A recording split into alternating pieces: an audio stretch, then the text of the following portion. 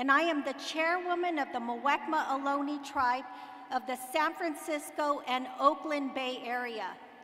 Today, as we come together for Robert F. Kennedy's announcement of his presidential running mate, we are gathered on the ethno-historic tribal territory of the East Bay, Karkin, Huchun, Halgin, Irgin, Ohlone-speaking tribal groups of the Alameda and Contra Costa counties, whom were intermarried with the Yalamu, Aramai, San Francisco Costanoan Ohlone-speaking groups of the San Francisco Peninsula.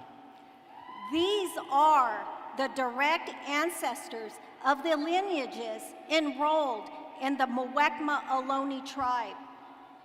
This Greater Bay Region's Aboriginal territory includes the unceded, unsurrendered lands of the ancestors of the Muwekma Ohlone tribe, who are the successors of the historic, sovereign, federally recognized, and never terminated Verona Band of Alameda County. This land was and continues to be of great historic significance to the Muwekma Ohlone tribe, and our people are still here today. Where we stand right here in the city of Oakland is part of our 10,000-year historical homeland. Yet the Muwekma Ohlone tribe is still not federally recognized as an official tribe today, despite its existence in fact. This wrong must be made right, and we know a leader like Mr. Kennedy will take up our cause.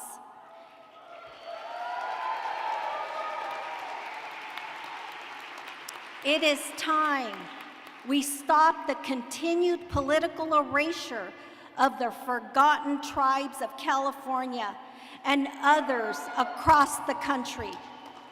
There are 80,000 members of unrecognized tribes in California, and hundreds of thousands more across the United States, in places like North Carolina, Michigan, Georgia, Virginia, Louisiana, Minnesota, Oregon, Washington, Alabama, and Tennessee, who all continue to suffer from the oppression of the corrupt system that favors special interest money over social, racial, and historical justice.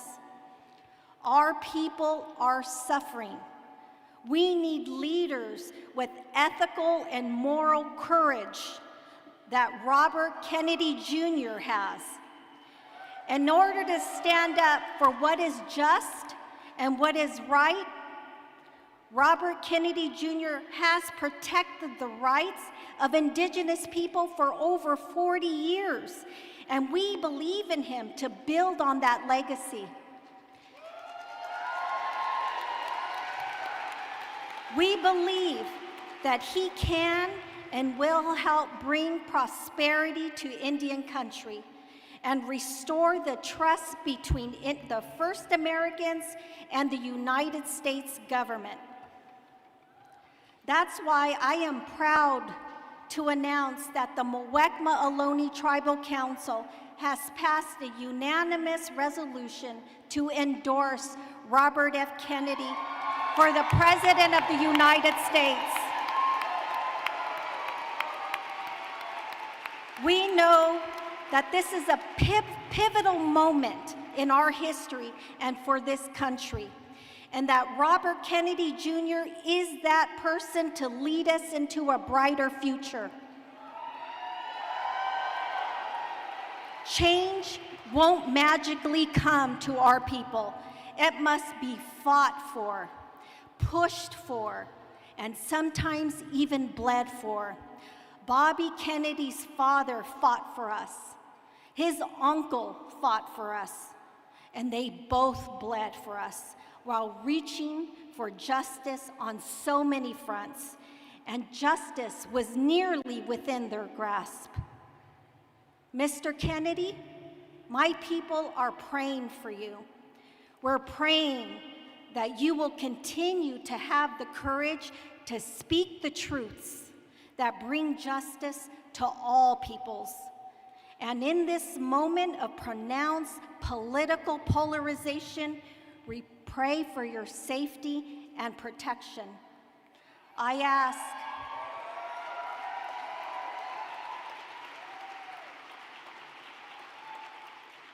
ask all my Indigenous brothers and sisters this election year, don't sit this one out. Fight for your freedom, fight for your justice, and fight for Bobby Kennedy, the way that he has always fought for us. Gish Horshe Kinan, my heart, my breath, and my spirit are with you all. Thank you so much.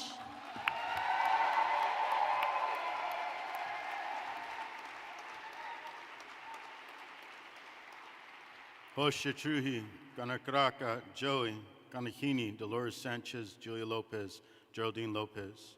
My name is Joey Iolopishli, a member of the Muwekma Ohlone. I come from the descendants of Julia Lopez, Dolores Sanchez, and Geraldine Lopez. In the physical and in the spiritual, we understand that protection is must. Our children, we protect them. Our mothers, as we're born, protect our children. I'm here to sing a song so we can put that protection on our relatives and all, and to help this fight for justice.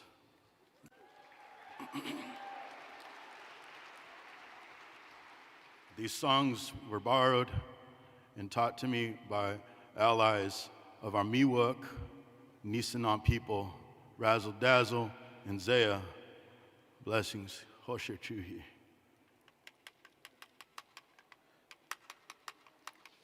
Odobo hepedi hani ayo hedi ayo ayo odobo hepedi hedi ayo odobo hepedi hedi ayo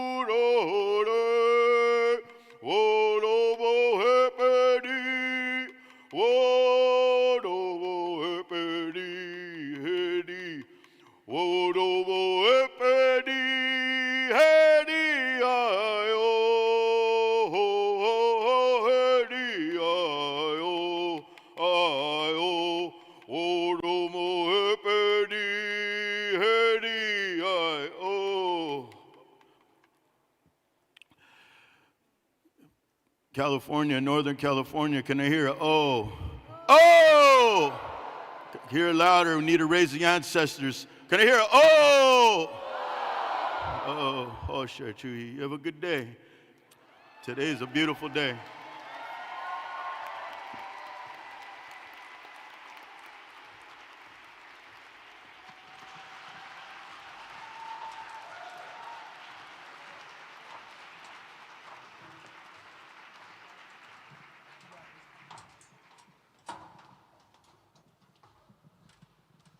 Hello, Oakland! How you all doing today?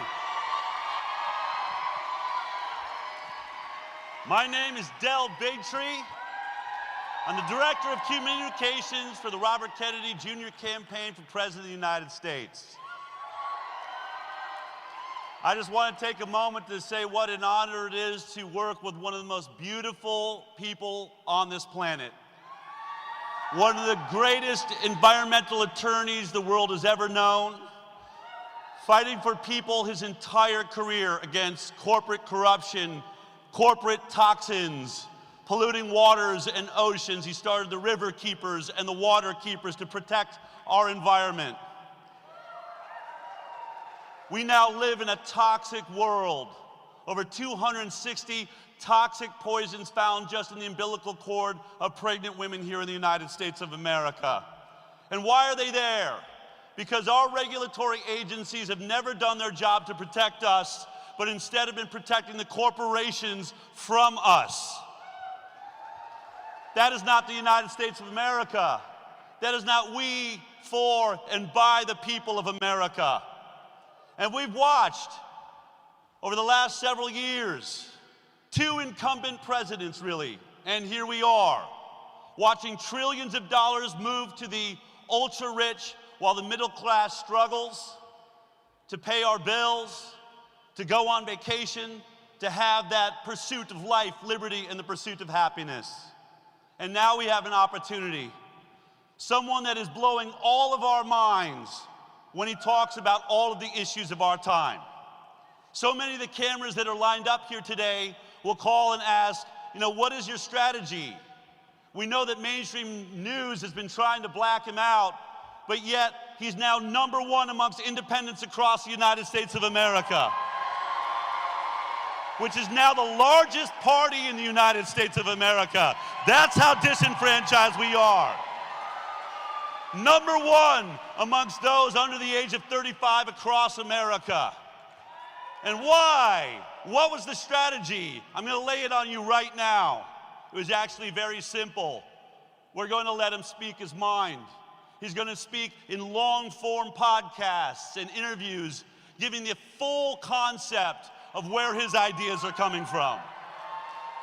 He's not stuck on bumper sticker politics, short lines written by other people. I can tell you personally that everything he's saying comes from his heart, his education, his historical knowledge, which we're all watching happen in all of these interviews he's been doing. And so if you haven't been watching Robert Kennedy Jr. at Kennedy24.com, or if your family members don't know who he is yet, have them go to his YouTube channel, or Twitter, or Facebook, or TikTok, where he is changing the world as we know it. We in America are so tired of the duality, of the fighting between two parties, when we know we've got such important issues now. AI technologies, facial recognition softwares, our cell phones can track everywhere we're going, and they tried to use that against us during the COVID pandemic. They wiped out our freedom of speech, censored Robert Kennedy Jr., and he brought a case against our nation because of it. We watched doctors and scientists silenced at the critical moment. They should have been using social media for what it was, to share ideas and thoughts and experiences from the front line of that experience. And instead, we silenced them, shut them down, and stuck with the regulatory agency experts that told us that standing 6 feet apart from each other, locking down our businesses, keeping our children out of schools was how we were going to handle this. Only to find out now, in front of the Congress, when Tony Fauci says, yeah, that social distancing thing, that's 6 feet apart, that just kind of popped up and had no basis in science. The same man that said to us, when you challenge me, you challenge the science. Never before have we seen science owned, science stuck in its path, science so incapable of going through the scientific method of letting every scientist speak out, everyone challenge the process until we come up with the real answers. That regulatory capture of our regulatory agencies, that corporate corruption that owns our government will only stop in the hands of one man, Robert Kennedy Jr. So tell your friends, tell your families, if we're actually going to handle the issues of our time, if we're going to get out of these wars that are taking trillions of dollars from us, destroying our economy for wars that never end, if we're going to stop that, we need someone bold, someone beautiful, someone that has stood up for us from the beginning. That's Robert Kennedy Jr. I'm so honored to have you all here in Oakland. This is the next step in what's been just an incredible, miraculous journey. Robert Kennedy Jr. will be on the ballot in all 50 states, and every single one of these news agencies, every one of these news agencies that keeps doing pieces about Joe Biden and Donald Trump and Joe Biden and Donald Trump, it's so close, who's gonna take it? No one talking about the elephant in the room. The guy that's polling between 24 to 26% in the battleground states, with still much of the nation saying, I didn't even know he's running yet. My news agencies are lying to me. Well, guess what? That's all about to change. Mark my words. We're going to be on the ballot. That's going to happen shortly. And every news agency that lied to their audience and said this is a two-person race, they're going to have to change their tune. And they're going to have to start talking to Robert Kennedy Jr. And let me just tell you, the last part of our strategy is simple. What we've recognized in the polls, what we've recognized as Robert Kennedy Jr. has traveled across America is really simple. Once you've heard Robert Kennedy Jr., you can't unhear Robert Kennedy Jr. Are you ready for a miracle to happen? Are you ready for another voice in this political system? Are you tired of the two-party stranglehold on truth and freedom and liberty? Get ready, because we're going to announce today the question that everyone in media has been asking. And it sounds a little bit like this. Well, it looks like Robert F. Kennedy Jr. is just about ready to make headlines with his running mate choice. He is ready to announce who his VP will be, and according to reporting, it's not any of the usual suspects. Both Democrats and Republicans growing anxious over the third-party threat as RFK is set to formally announce his vice presidential running mate. RFK Jr. hoping for a big boost this week as well when he announces his VP pick. Our independent presidential candidate, Robert F. Kennedy Jr., expected to announce his running mate this week. We are expected to get an RFK Jr. vice presidential announcement. Well, number one, RFK Jr., the former Democrat turned independent last year. He wanted to run for president of the United States as an independent. And on the ballot in a good number of states, you've got to make an announcement about who your running mate is going to be. Independent candidate for president Robert F. Kennedy Jr. says he plans to announce his vice presidential running mate here in Oakland on March 26. Are these names just getting people's attention, or is one of them a real possibility, Marianne?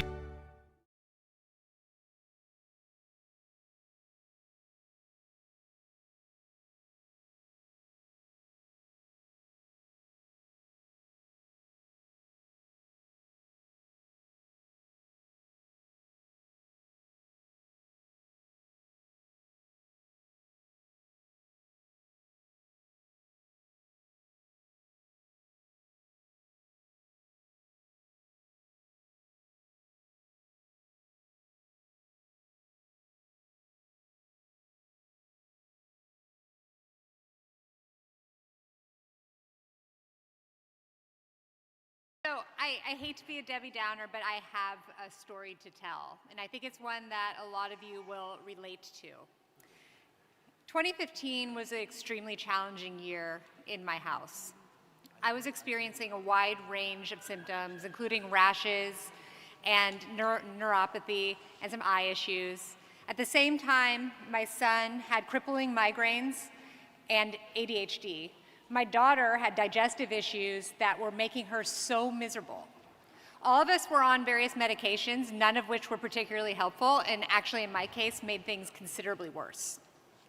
So, like most moms, and I know many of you are here today, I decided to start digging through the research and figuring out what is making our family so sick. So I read an entire library of functional medicine books, and I ran some tests and found that we had severely imbalanced microbiomes, and our nutrient levels were extremely low, even though we were eating all this food. So I wondered what on earth has changed so much in our food system that my kids and I can no longer tolerate gluten, nor have the fundamental nutrients that our cells need to function on a basic biological level. How could that possibly be? We were feeling better off the gluten, but this just didn't make sense. It's not just my family that's struggling with these issues. The United States spends over $4 trillion on healthcare. Most of that goes towards chronic disease. Today, 6 in 10 adults have a chronic disease, 4 out of 10 have 2 or more. 9% of men and 11% of women of childbearing years are infertile. That should be very scary. The statistics are also incredibly dim for children. 1 in 10 has ADHD, 1 in 6 has asthma, 1 in 3 has a food intolerance, 1 in 5 has eczema, 1 in 20 has seizures, and 1 in 22 in the state of California has autism. That should be horrific.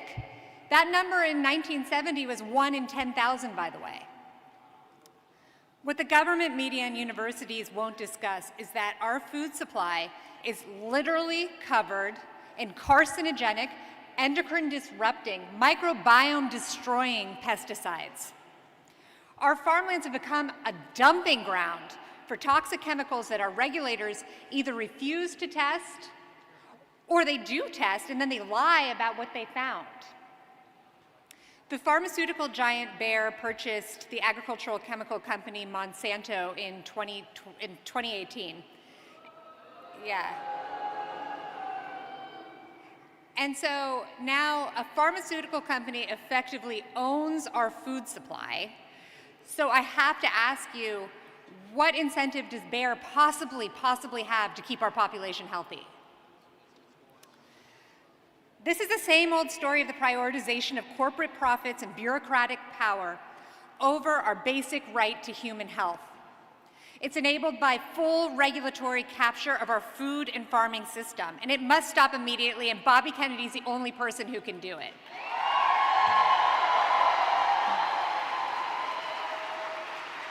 Yeah. Our farm bill has historically supported monocrop, chemical mega farming. We absolutely urgently need to pass a farm bill supporting family farmers, regenerative agriculture practices, and nutrient-dense crops beyond the clutches of the Roundup-ready GMOs that are making us all sick. We will not decrease the $4 trillion health bill until we regenerate the soil on our farms, cut the ties between regulators and corporations, and discontinue our toxic chemical dependency on both the farm and the pharmacy.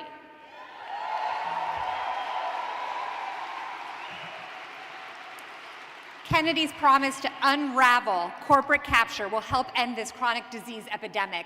We finally have a leader who shares my vision for the future. Bobby Kennedy is the only candidate who will make this life-saving transformation of our food and farming system a reality. Tell corporations, by the way, your reign over regulators is over. And deliver the basic right to health back to the hands of the United States citizens. Thank you.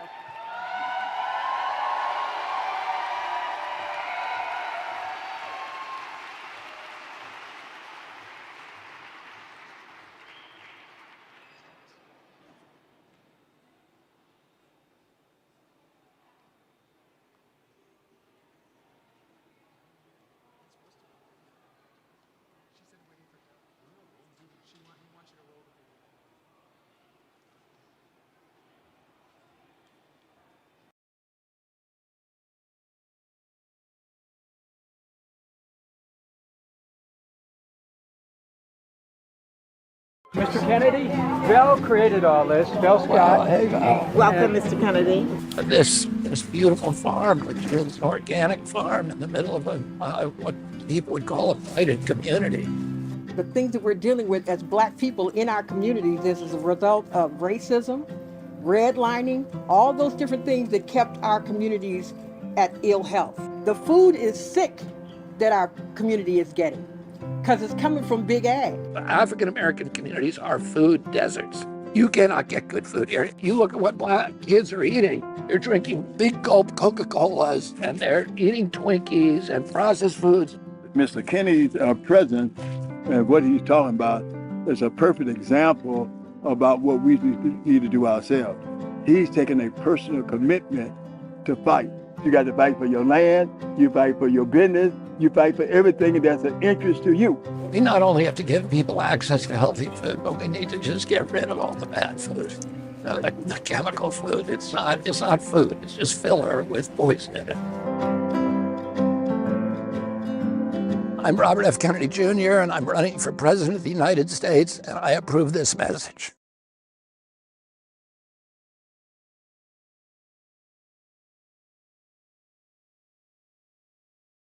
Hold your horses, we're moments away. I just want to bring your attention to these screens over here. We have a QR code for everyone that is hearing impaired, whether you're live in the audience or you're out watching this live stream as it's happening. Just scan this QR code and that will take you to the hearing impaired section so you can see everything typed out for you. The next guest is a personal hero of mine and really should be considered a hero in the world. When there was a small group of scientists, as I said before, basically lying about what would work, deciding to lock down our nation for the first time in history because of a virus. There was a group of people that went to the White House to talk to President Trump at that time, to bring a different perspective that was shared by thousands and thousands of health experts across the world. They wrote a document called the Great Barrington Declaration. A document that will stand the test of time and be heralded as the path the world should have taken. It's my honor and pleasure to introduce you to one of the authors of the Great Barrington Declaration, Jay Bhattacharya.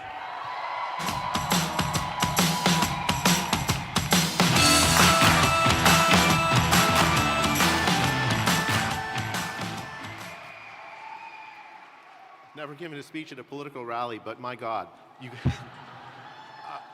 First, I want to thank Mr. Kennedy for the opportunity to speak today on this important day in American history. And I wanted to take the chance to make a case for the First Amendment and for free speech. I know that Bobby Kennedy has been the victim of an effort to censor his voice. And I have to say that I've been the victim of this same effort to censor free speech in this country. I am a scientific dissident. I've been a professor at the School of Medicine at Stanford for over 20 years. The Great Barrington Declaration, how many people signed it? God bless every one of you. It was a document I wrote with professors at Harvard and Oxford in October of 2020. The world was locked down. We had closed our schools. We had closed our businesses. We had closed our churches on the idea that it was necessary for our health. But I knew for a fact that that was a lie, that there were tens of thousands of doctors and scientists who said that we didn't need to lock down. We didn't need to close our schools. We didn't need to close our businesses. We didn't need to close our churches. We proposed instead better protecting vulnerable older people. We proposed not disrupting the lives of our children. Following similar ideas, the Swedish Public Health Authority protected human life much better than Americans.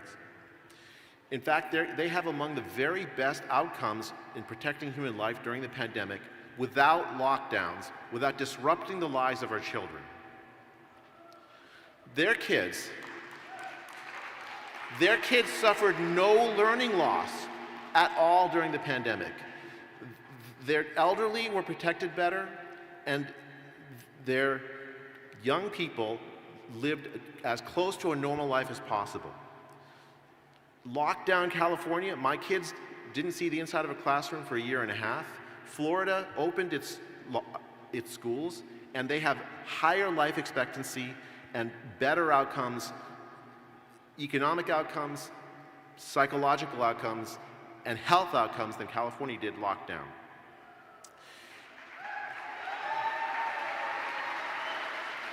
The sad thing I want to share with you is that the powers that be inside the federal government decided they did not like our declaration one bit. The head of the NIH wrote to Tony Fauci 4 days after he wrote it, calling for a devastating takedown of the declaration and of me. It was part of a broad federal effort to censor any critics. The way the government censored voices is by telling social media platforms who to censor and what ideas to censor. If you've had a post taken down by Facebook, if you've had a post taken down by Twitter during the pandemic, it's almost certain it's because the government actors, the Surgeon General's office, the CDC, the NIH, even the FBI, and the White House itself were telling social media companies to censor you.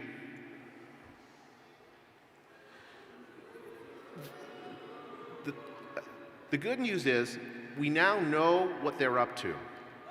We know how they did it and why they're doing it. And we can fight back.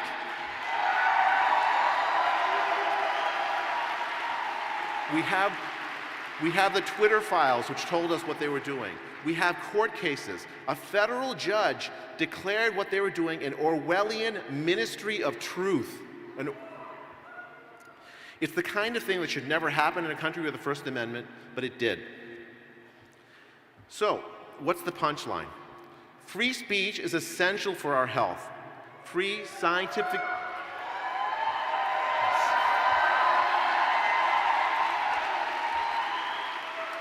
We need dissidents. We need dissident voices in public health because they're very often right.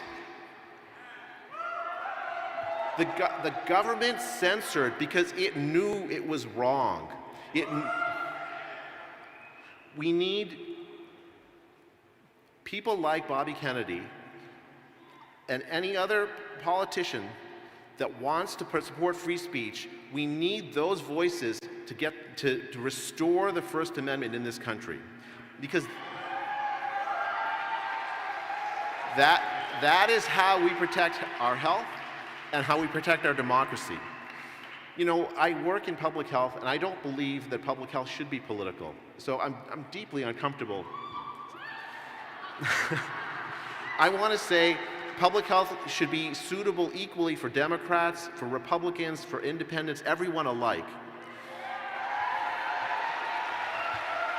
It's something I think we can all as Americans get behind. And so I am glad to work with anybody who speaks for free speech at a time like now when they are in peril. And I'm delighted that Bobby Kennedy has lent his considerable voice to the cause. Thank you very much.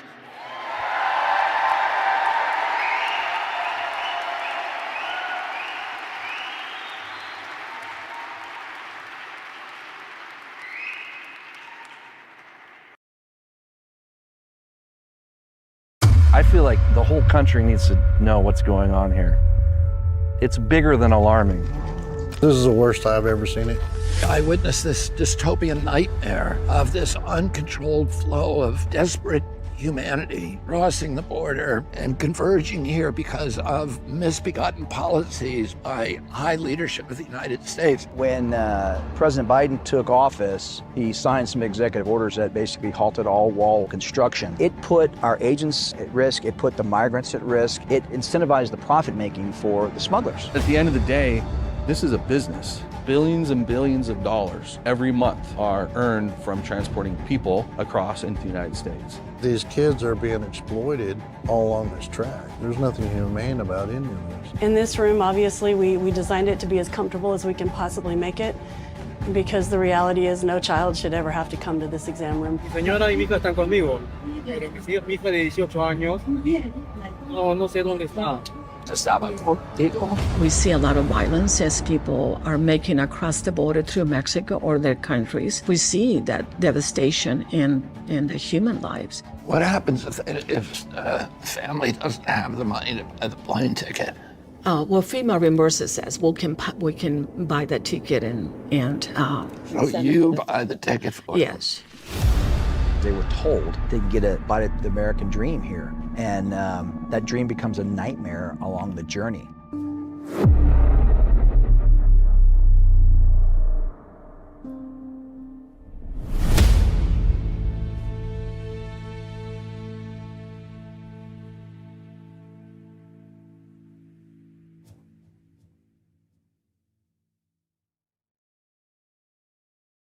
Yuma, Arizona, Chris Clem.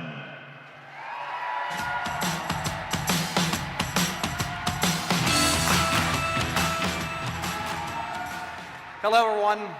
My name is Chris Clem, and I retired as the Chief Patrol Agent of Yuma, Arizona on December 31st, 2022, after serving more than 27 years as a United States Border Patrol Agent. I spent many years along the southern border. I have witnessed the good, the bad, and the ugly of what can happen with poor policies and lack of leadership out of Washington, D.C. Last year, I met Bobby when he came to Yuma. I spent time with him and his campaign. We discussed the realities of the border. Not only did he spend time with me, but as you saw in the video, he saw firsthand hundreds of people from around the world coming into the United States illegally at all hours of the day and night, tying up the hands of our agents while the cartels profited off human exploitation. He met with the mayor, the sheriff, the county commissioner, the hospital staff, nonprofit organizations, the food bank, the domestic violence shelter, the ranchers and the farmers, everyone who has been impacted by an out-of-control border. I was amazed that someone of his position, his stature, spent 3 days listening and learning, not just checking a box in a photo op. As we spoke, he asked great questions, but most importantly, he listened. And as we talked, I shared my vision of border security. And as a career law enforcement agent, it was important to me that he understood how necessary it was to secure our borders, how critical and how part of an integral part of our immigration system border security is. But oftentimes, border security and immigration get conflated, and that leads to further division and rhetoric. So I shared my vision of how the border should be, and that we should be a border made of tall fences and wide gates.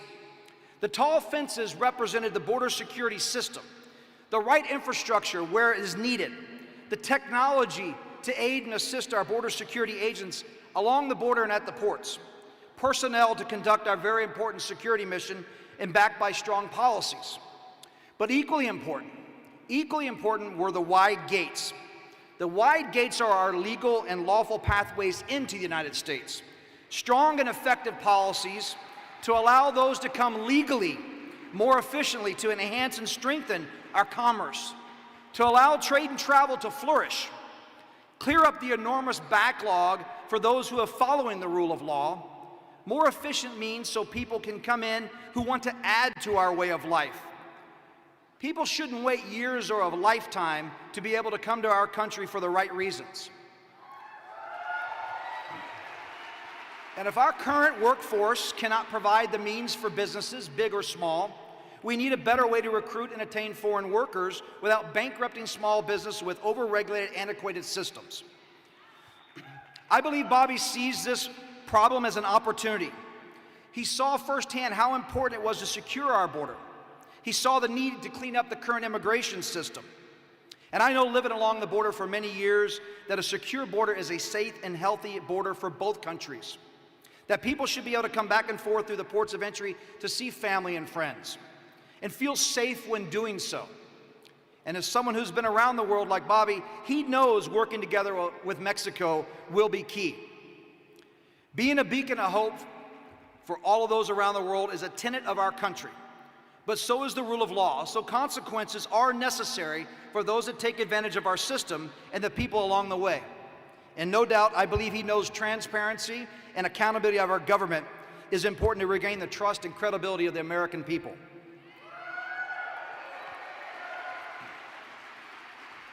As I said a moment ago, I met Bobby last year, and I've grown to know that he sees these challenges through a compassionate and common sense lens, which is so desperately needed today. Taking clear, kind, and common sense action by creating tall fences to protect our country from the human exploitation at the hands of the cartels, protecting our country, our companies, our communities, and our children, in building many wide gates to better serve our country's needs and the good people around the world. Helping all that seek a better life for them and their families is important. Our country cannot afford to go down the current border security and immigration path. There is strength and compassion, and there is intelligence and common sense, and I see all of this in Bobby. I'm grateful to know him, and we're all grateful to have him running for President of the United States. Thank you.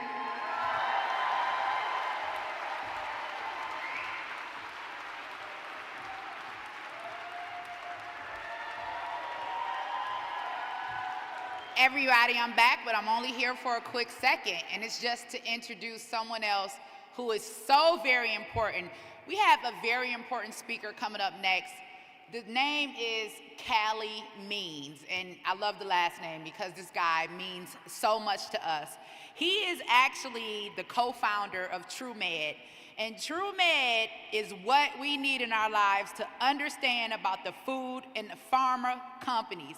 He was a consultant for food and pharma companies earlier in his year, and now he is an advocate for changing the incentives for our sick care system, which profits from more Americans being sick.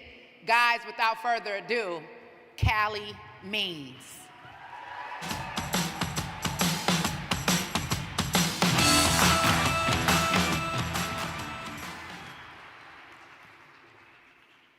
Working for the food and pharma industries early in my career, my job was to funnel money to institutions that Americans trust.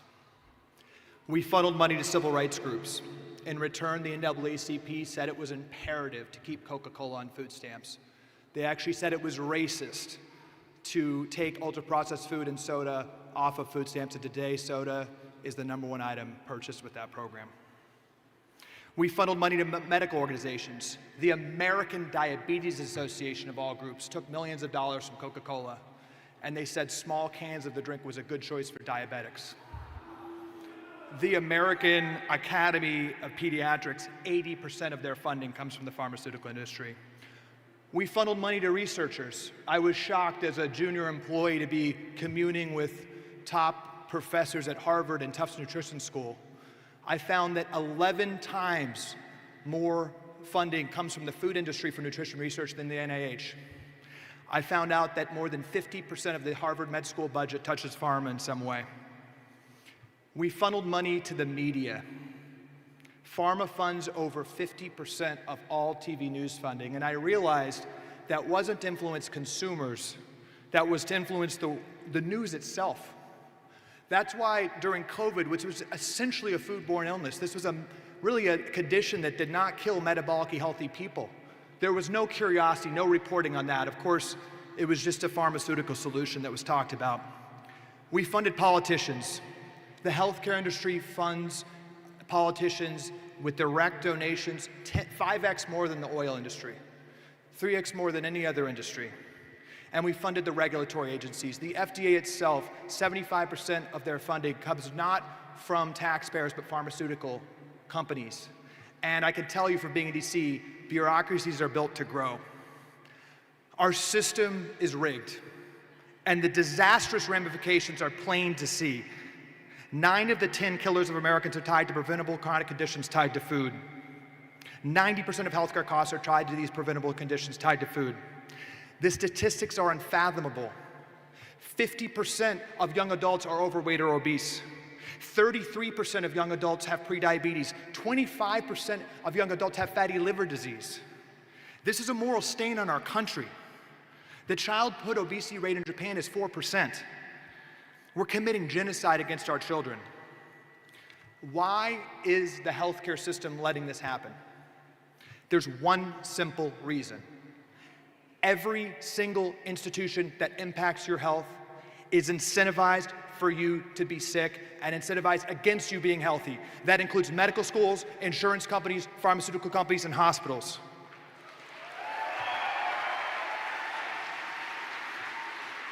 An unemotional statement of economic fact is that there has been no more profitable invention in the history of America than a sick child, than a child with chronic disease. They suffer and rack up more comorbidities and more interventions, but they don't die. They just suffer. Today, statins, metformin, antidepressants, Adderall, they're prescribed like candy in high schools. And the American Academy of Pediatrics recently put out a press release saying it's an urgent national priority to prescribe Ozempic to 50% of 12-year-olds. This is a lifetime drug. This is a story of optimism. The American people want to be healthy. They want their kids to be healthy.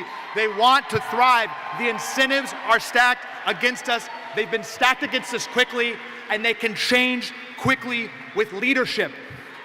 We need a president who questions the science, that doesn't just trust the science. We need a president who realizes that this devil's bargain between the food industry making us sick and the healthcare industry profiting is the biggest issue we face. We need a president who has the moral clarity to appoint Dr. J to lead our medical policies, to appoint Kelly Peterson to oversee our agriculture policies. We need a president who will stand up to pharma lobbyists, who will stand up to corrupt bureaucrats at the NIH and the FDA. We need a president who will say less Ozempic, more exercise, less SSRIs, more sunlight and healthy food. We need a president who has the moral clarity to declare a state of emergency for the childhood chronic disease epidemic that is savaging our human capital. And we need a president who realizes, we've talked about childhood disease so much, this is the most important issue in our country. And we need a president who understands that we cannot poison our kids at scale. And we need a president that has a plan to fix it. We need a Kennedy in the White House. Thank you.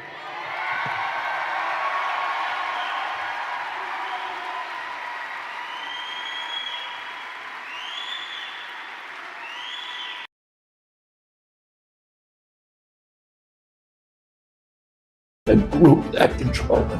I've sued NIH, CDC, EPA, FCC, FDA, all of them.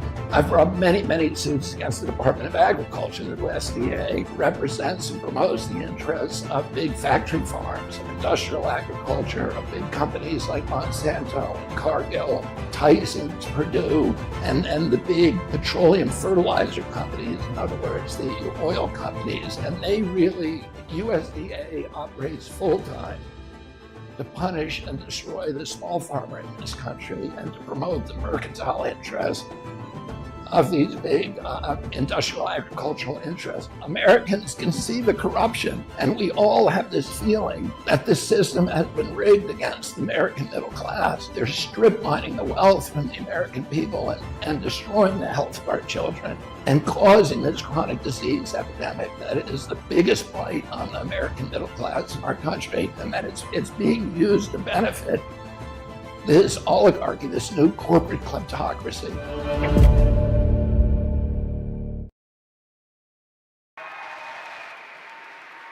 Let's give another warm welcome to Tim Hockenberry.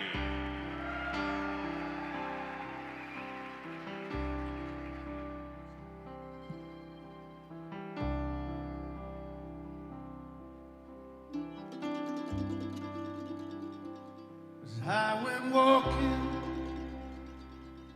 that ribbon of highway, I saw above me the endless skyway, saw below me the golden valley. Oh, this land was made you and me. I roamed and rambled,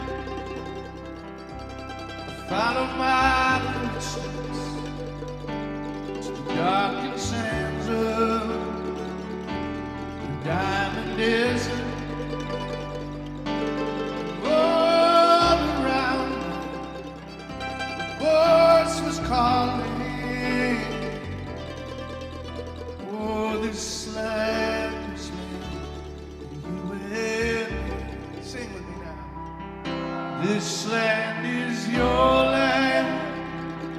This land is my land. From California to New York Island, the redwood forest to the Gulf Stream water.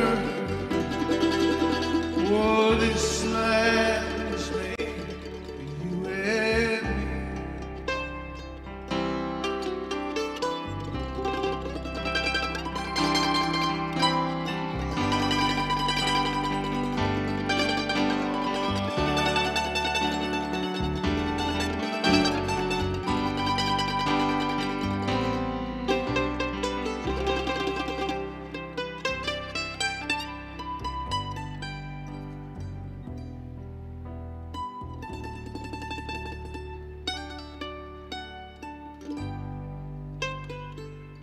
When the sun came shining,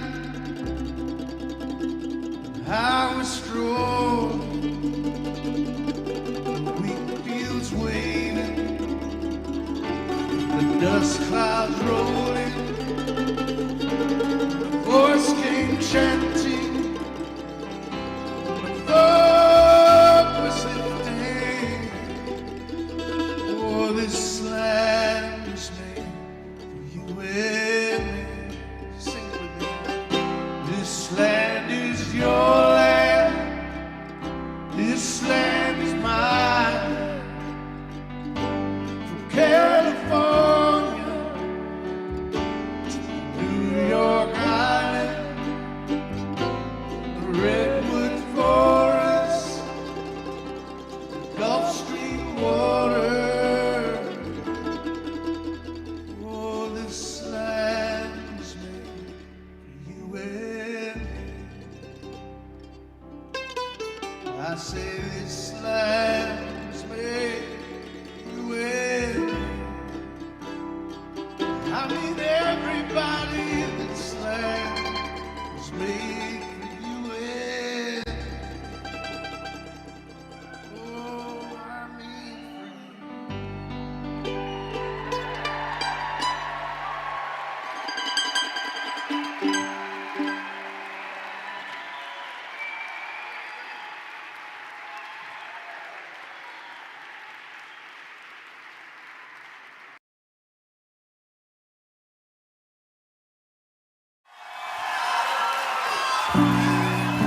I got a lot to talk about. They shouldn't have shut me up that long, because now I'm going to really let loose on them for the next 18 months. They're going to hear a lot from me.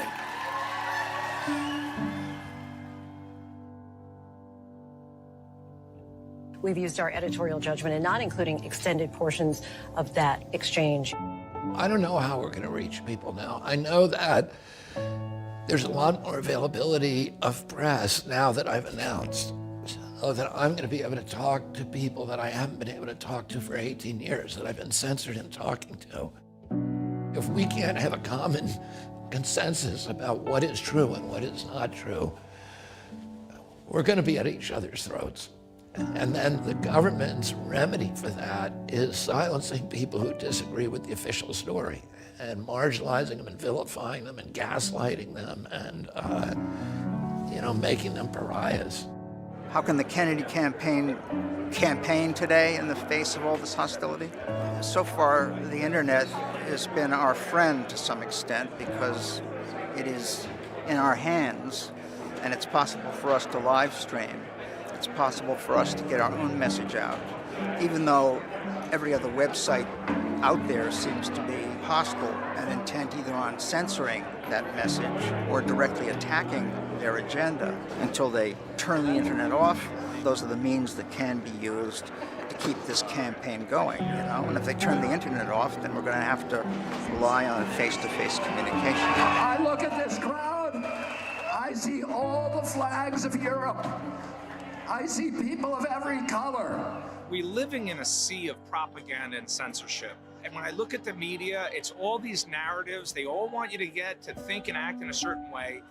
And most people they don't have a good defense against propaganda. Between Facebook and the White House, there was an acknowledgement that they were being asked and they were complying with censoring information that everybody knew to be true. Tapped up the cost of the Ukraine war to $113 billion. I am not going to run a mean-spirited campaign or a personal campaign against President Biden. And I think everybody wants safe vaccines. Look, when the horse track is muddy, all horses have a chance to win. Well, look at where politics in our nation and our world is today. It's a muddy horse track. Bobby has a great chance of doing this. We have a poll. Kennedy Jr. has basically been nowhere, yet he's at 20%. And with an absolutely hostile media team. A new poll from Echelon Insights finds that Robert F. Kennedy Jr.'s favorability numbers among likely voters are the same as Vice President Kamala Harris's, and Donald Trump's at 39% and just a few points below President Biden, who has 43%. But the more notable statistic here is that RFK Jr.'s favorability is skyrocketing.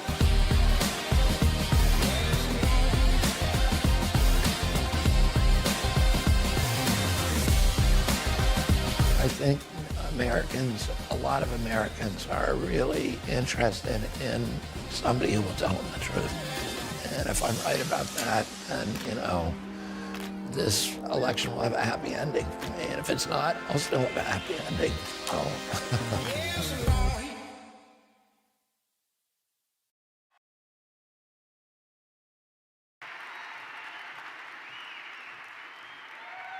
Oh, wow, this place is getting packed. I'm talking about you guys are in here.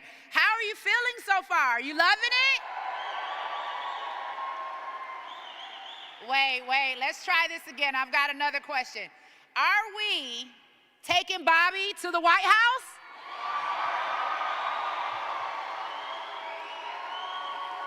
America, did you hear that? Everybody, our next guest that I am bringing up is Ron Korn. Ron Korn has been involved in the Menominee language restoration efforts for over 20 years. He has dedicated his career to learning and teaching the Menominee language. He's done it throughout his career at high schools, the college level, and in tribal programs, and all throughout the community through his nonprofit organization. Everyone, let's give it up for Ron Korn.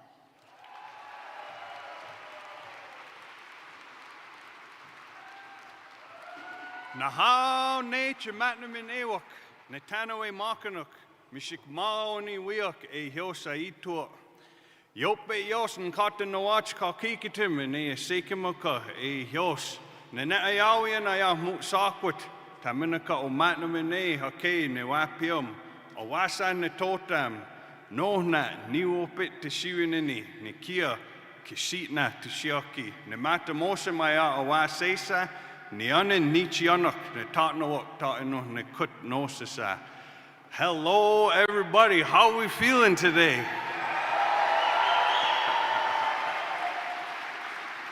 I just introduced myself to you all in the best way that I know how, from the direction that I come in.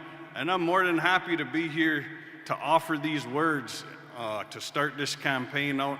I was asked to use the beautiful Menominee language from the reservation, from my people that I come from in north central Wisconsin. And so we're going to use our language to start this out and ask that everybody from Bobby to the people helping us out at the door, the campaign people, so that things go good for them as they start this journey out. And I know that they're going to be dedicating a lot of time, effort, and energy, and I wish the best for them and the ones at their houses. So that's what we're going to do here this afternoon.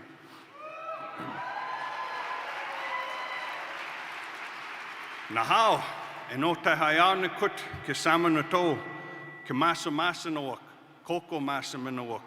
Una opmini nata mokan watakun. Waiwanen kitanen maoni kako, hayawis kayesa satian, e yope kayesa sekimaka. Yo mini kesekut, Pasasikimuka e hios. And o te haiane kutinani, Bobby tawana up waiting o kiwuk. Yotni ma met se kako kiwa se te to yope wapa almishika manaka mana. Ke ko chemane mua sta pene to and e mihikan and e ta maoni mahno se kimaka. Waiwanen kitanani mua ne tanue makanuk in ne. Have a beautiful day, everybody. Nice to see you.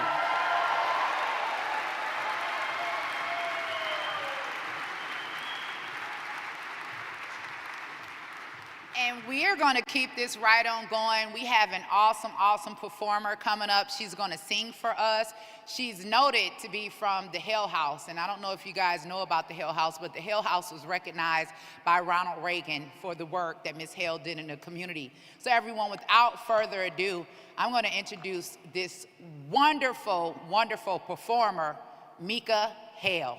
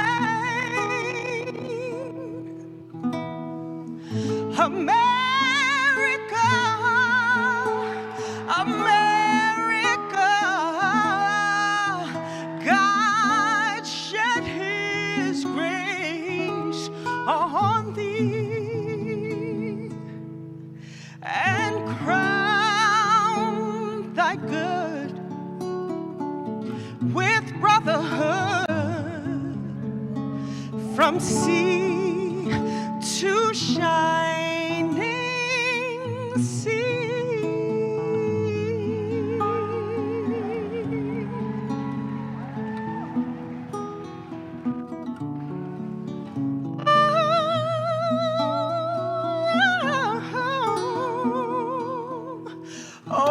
Oh, beautiful, for heroes provide in liberating strife. Ooh, more than self, their country loves, and mercy more than life. America, America, may God thy gold refine, till all success be nobleness, and every gain divine.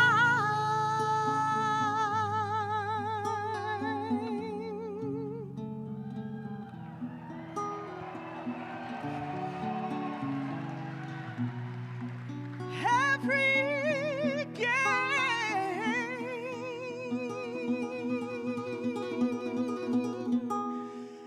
divine.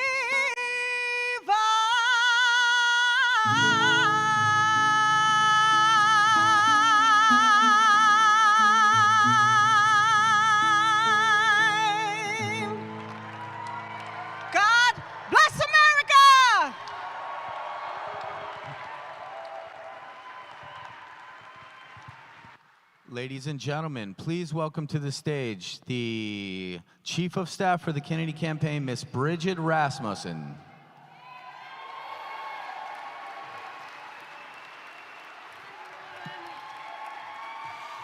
Hello, everyone. Thank you so much for being here today. I just wanted to come up and say a few words about the We the People party here in California.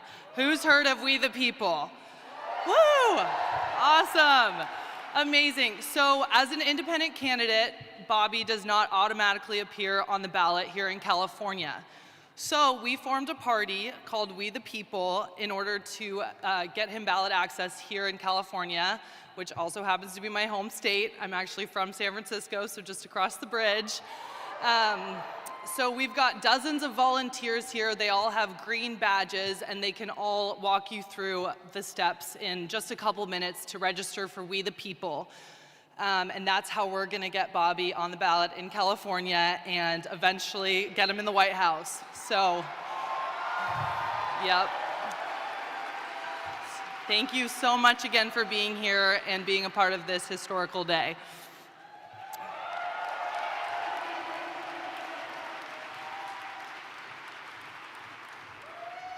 How's everybody doing?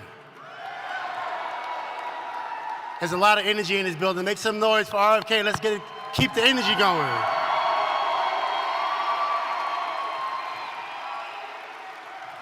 Well, we're gonna do something collaborative to make sure we continue to show our support.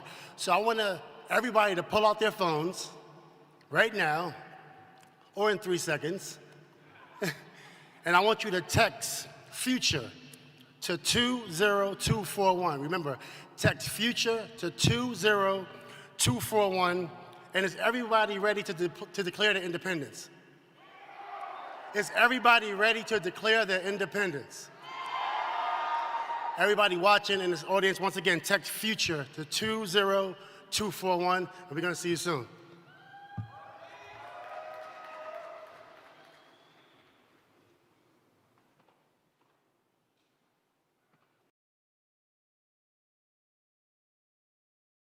My independence. We declare our independence. This is a day of affirmation, a celebration of liberty. We stand here in the name of freedom. We are committed to peaceful and nonviolent change. We must recognize the full human equality of all of our people, not just to those of a particular religion, not just to those of a particular race, not just to the wealthy, but to all of the people. We must do it for the single and fundamental reason that it is the right thing to do.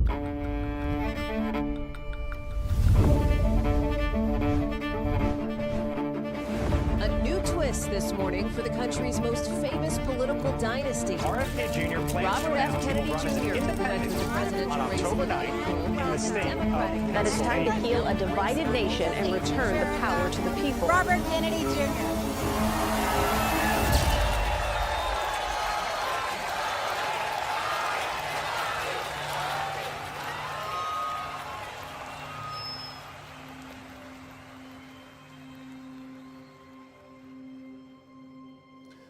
We are told today that our nation is hopelessly divided. But I found something different as I travel this country. I have witnessed an upwelling of optimism that I've never seen before. Something is stirring in us that says it doesn't have to be this way. And so I've come here today to declare our independence from the tyranny of corruption, which robs us of affordable lives, our belief in the future, and our respect for each other. But to do that, I must first declare my own independence. Independence from the Democratic Party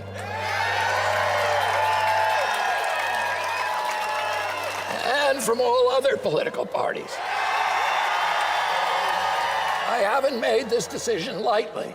It's very painful for me to let go of the party of my uncles, my father, my grandfather, and both of my great-grandfathers, but my sacrifice is nothing compared to the risk our founding fathers took when they signed the Declaration of Independence 247 years ago.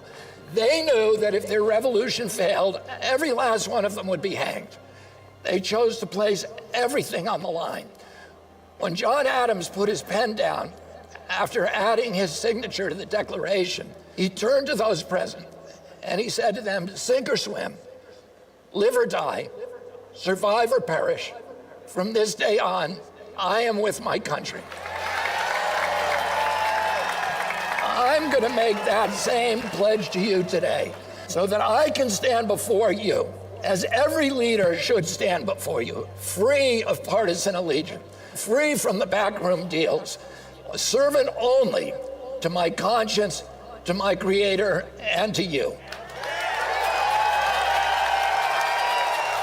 Every president enters office promising to unite the nation and to work with people from the other party across the aisle. None of them ever does it. They can't. They're already chosen a side. Well, I'm not going to have that problem. I'm going to build coalitions from both sides of the aisle. And except for the small minority of public officials who are actually corrupt, I'm going to tell you this secret. They too want liberation from the system that has captured them. And isn't that ultimately what we all want? Liberation from a system that robs us of our wealth, our health, our hope, our patriotism, our ideals, our freedoms, and ultimately our sense of ourselves as a good and capable people. Is healing our divided nation possible? Let's go take back our country. God bless you, and God bless the United States of America. I declare my independence. I declare my independence. I declare my independence. We declare our independence. I declare my independence. We declare our independence. I declare my independence. We declare our independence. I declare my independence. I declare my independence. Yo declaro mi independencia. We declare our independence. I declare my independence.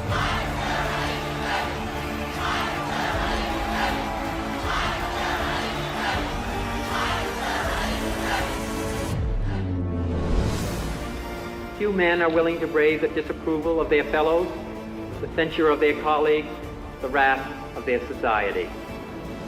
Moral courage is a rarer commodity than bravery in battle or great intelligence. It is the one essential, vital quality for those who seek to change the world. I'm Robert F. Kennedy Jr., and I approve this message.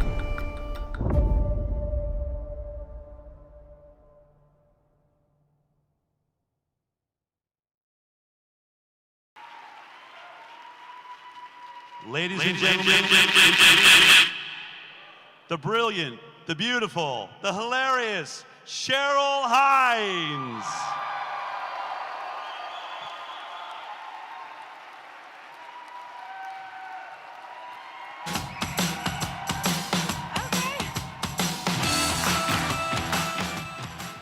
Hi, everybody. Thank you for being here today. Oh my gosh. I am so excited that you're here to help us celebrate another milestone on Bobby's campaign to the presidency. Yes. And I just want to take a moment to say, as we move through our day, let's think about the people in Baltimore who are experiencing their tragedy, and we want to keep them in our thoughts, in our hearts, in our prayers today. Yeah.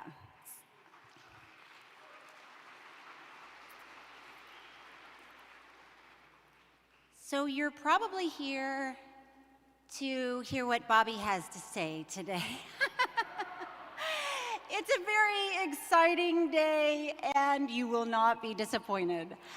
One of the things that I love about Bobby, there are a lot, I won't spend the day naming them, but one of the things that I truly respect about him, I have watched him and continue to watch him inspire people of all different parties to come together for the greater good of this country.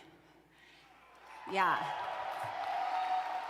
So when you look around you, you're probably going to see Republicans, Democrats, Independents, all gathered together to see what we have in common and how we can work together. And that's what Bobby's all about, and that's who he is, and that's what he's doing. And America is listening and is inspired.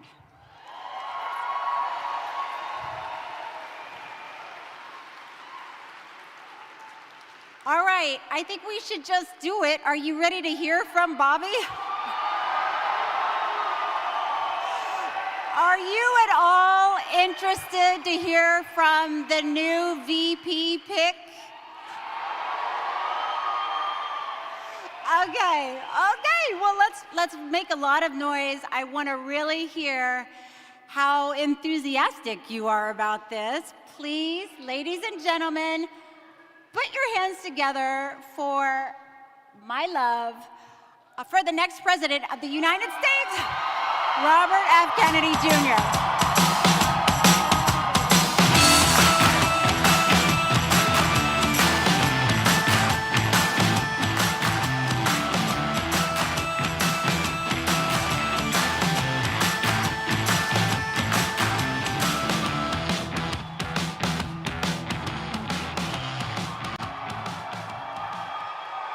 Thank you all very much.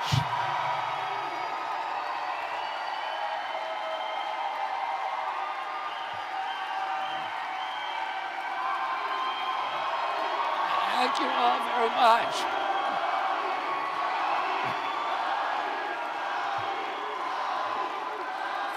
Thank you.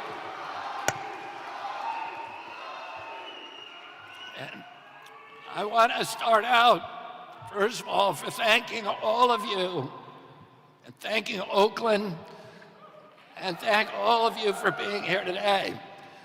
I also want to thank the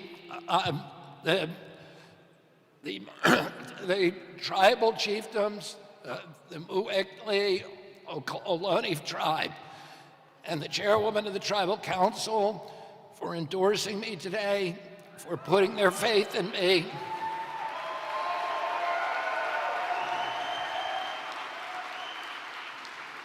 And they know, the Muwekli Ohlone tribe.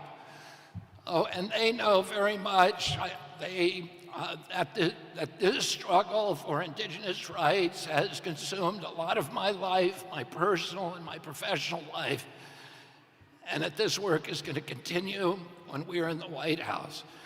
The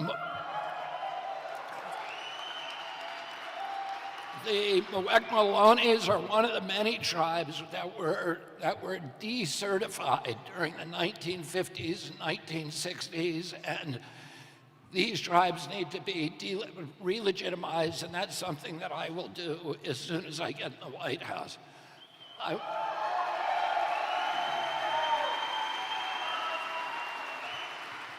want to say something about Oakland. My father spent a lot of time doing hearings in Oakland on the poverty issues for the Poverty Committee in 1967 when he was United States Senator, and then he came back here in 1968 on the presidential campaign. And during that presidential run, he made an unscheduled visit to Oakland's Taylor Memorial Church. And he went there with Willie Brown, who, as you know, later became mayor of San Francisco, but at that time he was an assemblyman. And he came to meet with a lot of local activists here in Oakland at a very, very violent and turbulent time. He met with the NAACP and the Black Panther Party. And it was a very rancorous meeting. He was advised by the local police chief not to go. He attended with two of his companions, John Glenn, the astronaut, one of his best friends, Rayford Johnson, who had been the decathlon champion in 1960 and was one of my father's closest friends. And the meeting was so rancorous and vitriolic that at one point, Rayford and John Glenn advised my father to leave. People were insulting him. People were threatening him.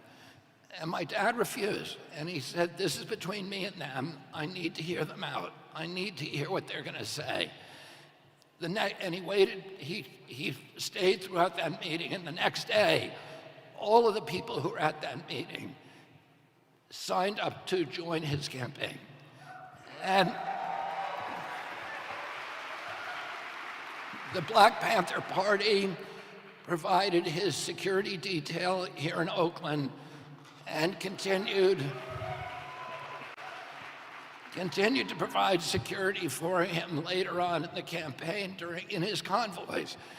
And there was a lesson that I just wanted to share with you because it's a lesson all of us need to learn at this point in our history. And we need to start listening to each other, even when it's difficult.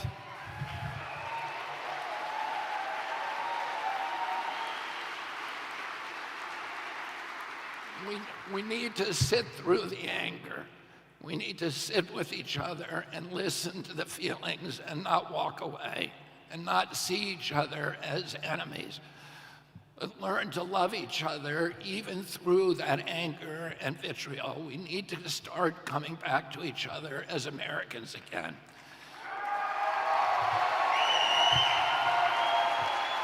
Now,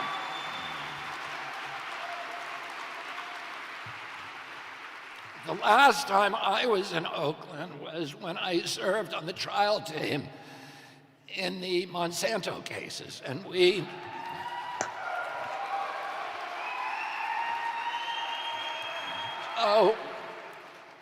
tried 2 of the 3 cases in this city. We won $289 million in the first, and then the third one, which we tried here, we asked the jury for $1 billion, and an Oakland jury gave us $2.2 billion. And that brought Monsanto to the negotiating table, and we settled then all 40,000 cases. But I lived here for several months during that trial, and I got to really love the city. The Monsanto case was the latest in a lifetime of battles for me to get poisons out of our food and out of our farms and to restore our soils. That effort has consumed a lot of my life, and I wanted a vice president who shared my passion for wholesome, healthy foods, chemical-free, for regenerative agriculture, for good soils,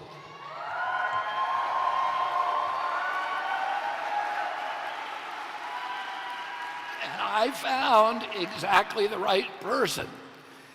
And among other things, she has used over the past several years cutting-edge technology, including AI, to calculate the catastrophic health consequences of toxins in our soil, our air, our water, and our food. Technology has been a lifelong passion for my future vice president.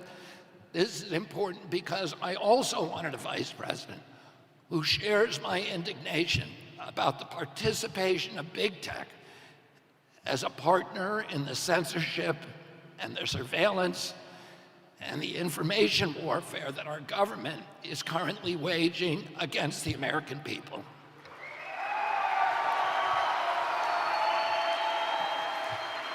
And that's why I'm bringing on someone with a deep inside knowledge about how big tech uses AI to manipulate the public. I want a partner with strong ideas about how to reverse those dire threats to democracy and to our freedoms. I managed to find a technologist at the forefront of AI. She has spent the last decade relying on neural networks, artificial intelligence, and cutting-edge science to identify abuses in our government. She understands that the health of every American is a national security issue and a national security risk. Her work has proven time and again that health drives our economy, that it is the foundation of our mental health, our national happiness, our ability to lead the world in innovation, in prosperity, and in peace. I also wanted someone who was an athlete, who could help me inspire Americans to heal, to get them back in shape. And I'm happy to report that my vice president is an avid surfer,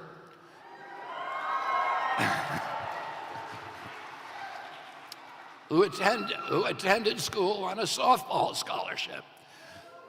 I wanted right here in Oakland. I wanted someone who was battle-tested, able to withstand criticism and the controversy and all the defamations and slanders and perjuries that are thrown against anyone who embarks on a presidential campaign. I wanted an advocate who has seen corruption of our regulatory agencies firsthand, who shares my indignation about the way it allows regulated industries to commoditize our food, our wildlife, and our children. I wanted someone who would honor the traditions of our nation as a nation of immigrants, but who also understands that to be a nation, we need secure borders. I wanted a partner who was a gifted administrator, but also possesses the gift of curiosity, an open, inquiring mind, and the confidence to change even her strongest opinions in the face of contrary evidence. I wanted someone with a spiritual dimension and compassion and idealism, and above all, a deep love for the United States of America.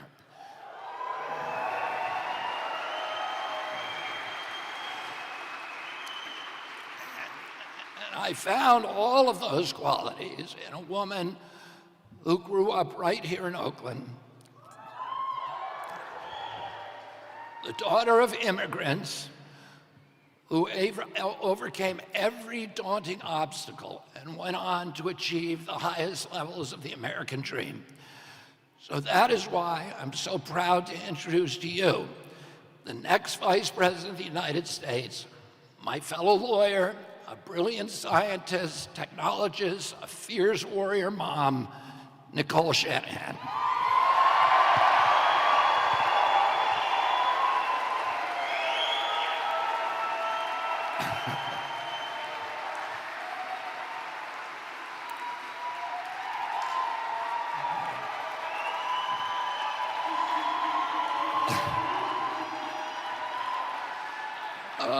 I'm going to tell you a little bit about Nicole before we bring her out here. Then we're going to see a video. And Nicole's personal story began in Oakland. She was the daughter of impoverished immigrants. She grew up on food stamps and welfare in this city, beset by many, many other unique challenges, all of which she overcame. Her very, very American journey took her to a career as a patent attorney and as a Silicon Valley tech entrepreneur and as a Stanford University fellow.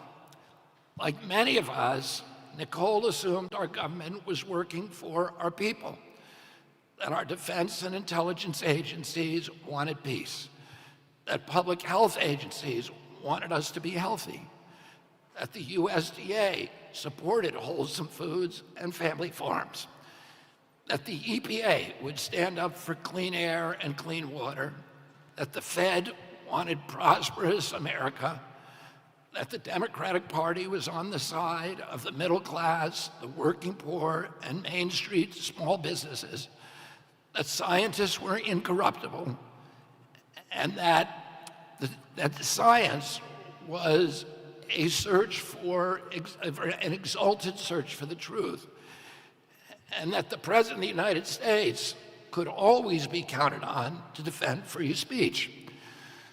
I too used to believe those things. Do you remember those days? And she'll tell you that she now understands that the defense agencies work for the military-industrial complex, that health agencies work for big pharma, that the USDA works for big ag and the processed food cartels, that the EPA is in cahoots with the polluters, that scientists can be mercenaries, that government officials sometimes act as censors, and that the Fed works for Wall Street and allows millionaire bankers to prey upon upon Main Street and the American worker. And that's why Nicole and I both left the Democratic Party.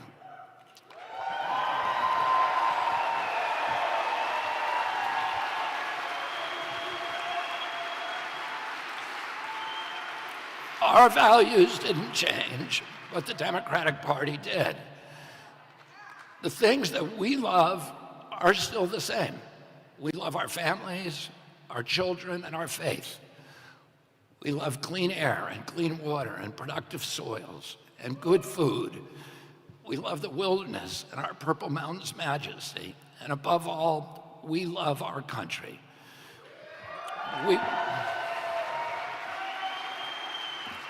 We want America to live up to her highest ideals. We want her to be an exemplary nation again, a global leader in freedom, opportunity, and responsible government. We want America to be a peacemaker, a moral authority. We want our children to grow up, as I did, in a country for which they feel love and pride.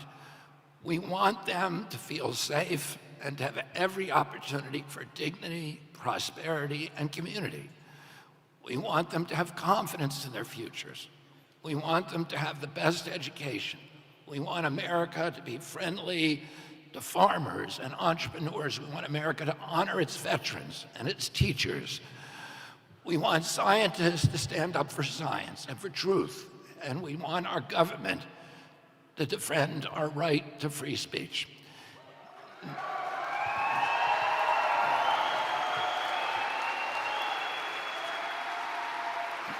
Nicole and I share all of these values. And you know what?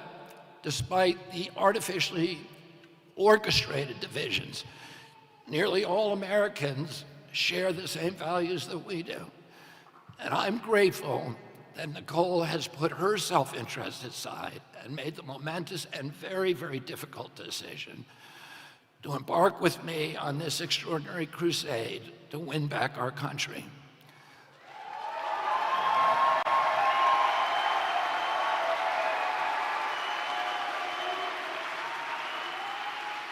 And I was most importantly looking for a partner who is a young person. And Nicole is only 38 years old.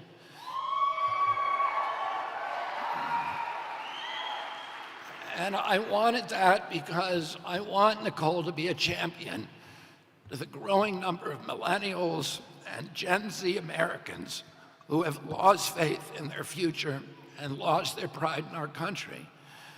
Many in her generation have stopped believing that older people who have been running our government for so long understand them or represent their interests. That older generation that now dominates Congress, the Supreme Court, and the White House is the same generation, the same people who ran up the $34 trillion debt, and millennials and Gen Z and their children will shoulder the burden. It was my baby boom generation that unleashed the epidemic of chronic disease that has made America the sickest country in the world. The only response to this calamity by government officials today is to gaslight us into pretending that it's all normal, that it's not really happening. Nicole and I both share doubts about the corporate captured uniparty and that it can produce leaders capable of imagining a different version of America, a hopeful version of the future. We both have doubts that either the Democratic or Republican Party nominees are capable of dealing with the complexities and fulfilling the great promise of a technology-driven economy. In the right hands, technology can be America's salvation. It can give us the path out of debt chaos, out of environmental ruin, out of the chronic disease epidemic. But we both fear that in the wrong hands, technology can turn its power against humanity. We don't think that either President Trump or President Biden understands the promise or the peril of technology sufficiently to direct its trajectory toward freedom and healing and prosperity.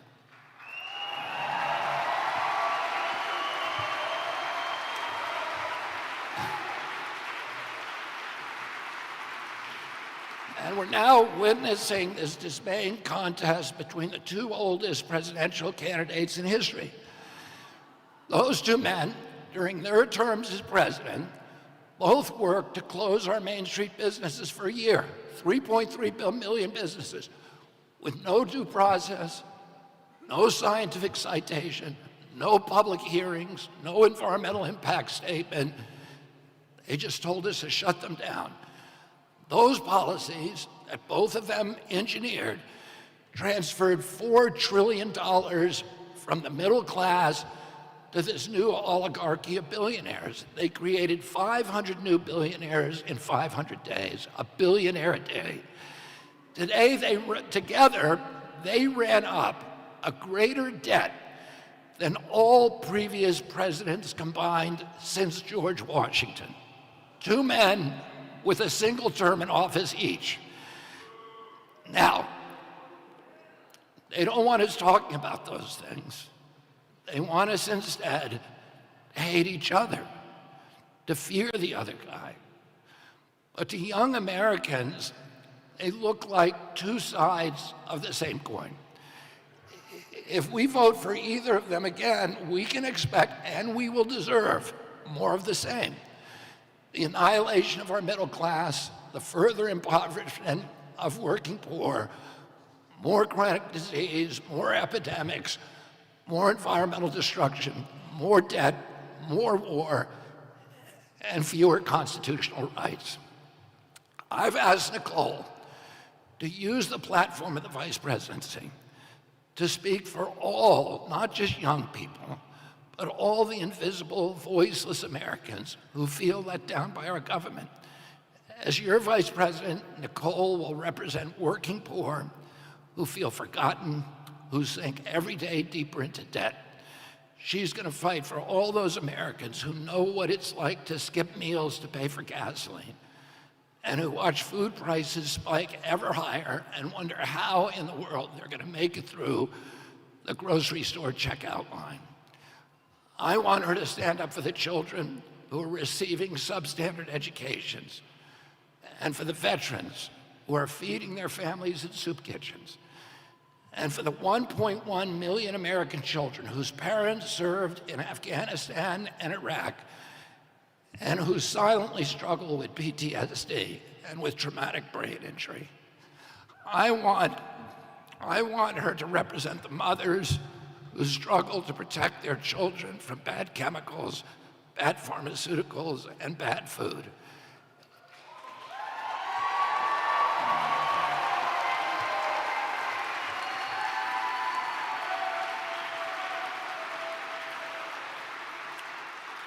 As vice president, she will stand between them and the big ag, big pharma, the chemical industry, the processed food industry, the government regulators who are colluding to poison our kids for profit.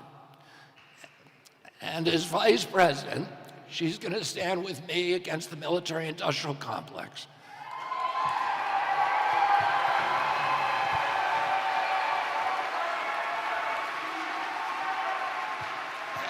And the neocon interventionists and all of their forever wars.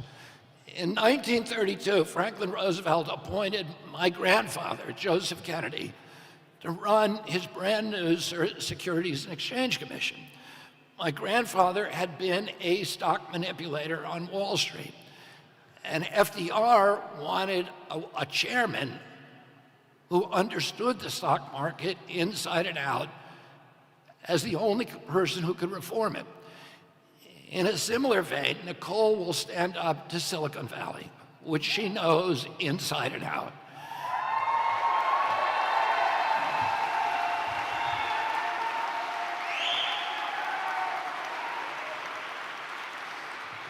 And she's going to stand up to Wall Street, to the big banks, the larcenists, K Street lobbyists, the regulatory czars, the unbridled central bank money printers, the crony capitalists, and all of the other people who have turned our country from a democracy into a corporate kleptocracy. These are the people.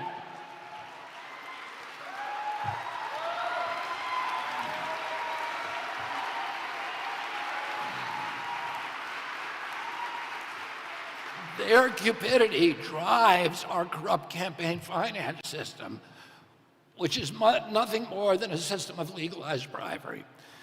This is a system that has put agency capture on steroids and made our government regulators sock puppets for the industries that they're supposed to regulate.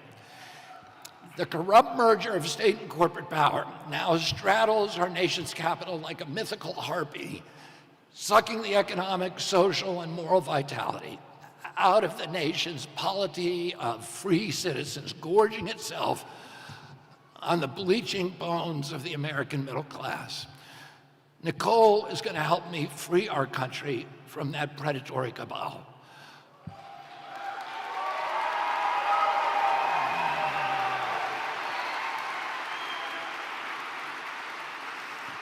Our independent run for the presidency is finally going to bring down the Democratic and Republican duopoly.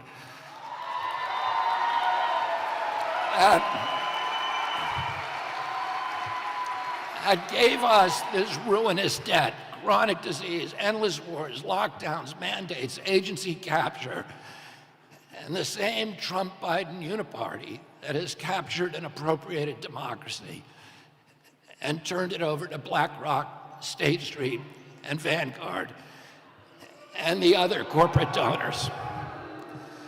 Nicole Shanahan will help me rally support for our revolution against the uniparty rule from both ends of the right and left political spectrum. Now let me tell you what Nicole and I are up against and what we need to do to win and how we're going to do it. The New York Times this week published an article estimating that the Democratic Party war chest will ultimately be, which is $1.1 billion today already, the largest in the history of any political party. Within a few months, it's going to be $3 billion. And the Democratic Party is not going to use that war chest to amplify President Biden's voice. Is using it to stop its opponents from getting on the ballot and to turn Americans against each other and inundate us with fear.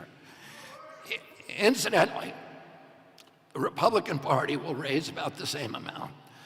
Does anybody here think that these big money donors who are giving all that money are acting out of a patriotic impulse?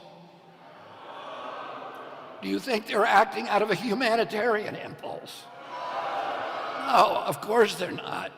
For them, this is an investment, and they expect a return on that investment, and they expect a very, very big return. The campaign finance system has transformed our government from a model democracy into a corporate kleptocracy. So we're up against this campaign is up against the most powerful financial interest in history. We also face a determined campaign to keep us off the ballot by fair means or foul. Evidently, the Democrats have little faith in their candidate's ability to win in the old-fashioned way at the voting booth.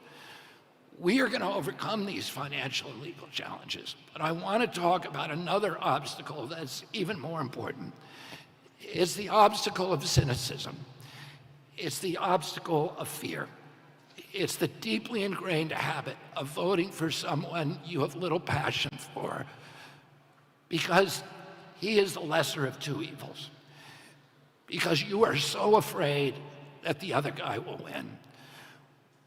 Well, don't you want to vote for someone this time?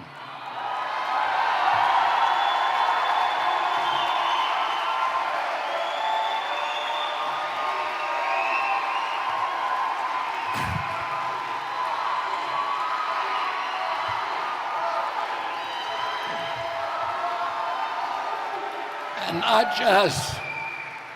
not just against someone. Don't you want to vote for a candidate and a country that you can be proud of? I know you do, because 70% of Americans say that they don't want to have to choose between President Trump and President Biden. They don't want to choose between the lesser of two evils again. They especially don't want to choose between the two men who brought us the $34 trillion debt, the endless wars, the censorship, the corrupt merger of state and corporate power. Republicans and Democrats have taken turns in office for 30 years now, and all of these problems have just gotten worse. That's why those same polls show that my approval ratings are far above those of President Trump and President Biden.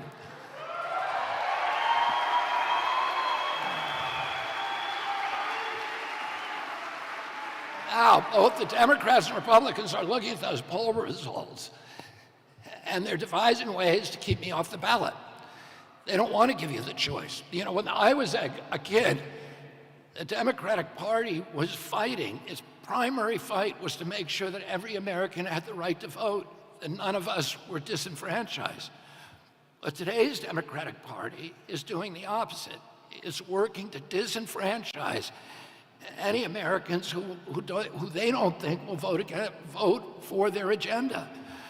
The principal technique is to call me a spoiler and instill fear in Americans that voting for me will get some other terrifying candidate elected. Our campaign is a spoiler. I agree with that.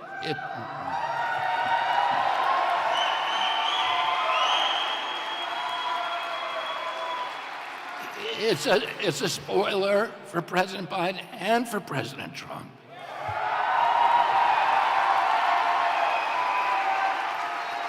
It's a spoiler for the war machine.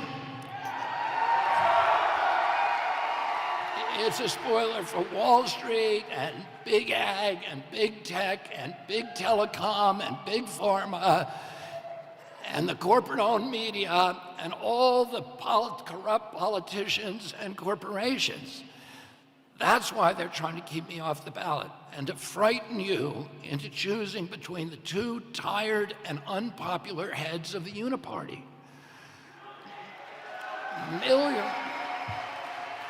Millions of Americans are not going to vote at all if they're not given another choice. They're simply withdrawing from American democracy. Well, Nicole and I are going to give those millions another choice.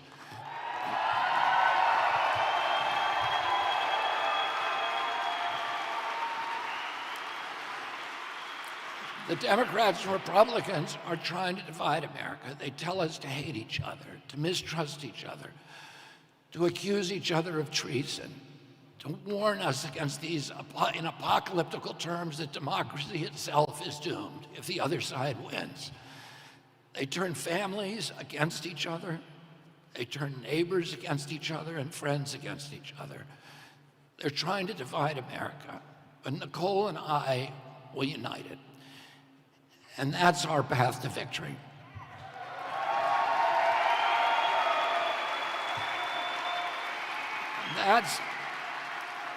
That's how we're going to win. That's how we're going to forge an unstoppable coalition of homeless Democrats and homeless Republicans who are ready to look at the universal values that unite us all, and that every conscientious American wants the same way Nicole wants it and I want it. All of those things that I described, our love, our children, good food, good soils, moral authority around the world, the end of the warfare state, an incorruptible government, all of those things we all want. If we can only persuade enough Americans to vote out of hope rather than of fear, we're going to be in the White House in November.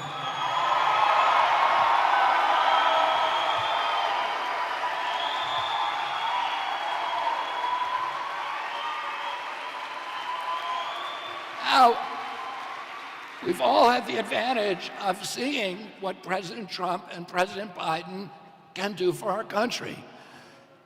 Do any of you want more of the same? If you want more of the same, you should vote out of fear. If you want genuine change, and you need to take a risk and join Team Kennedy.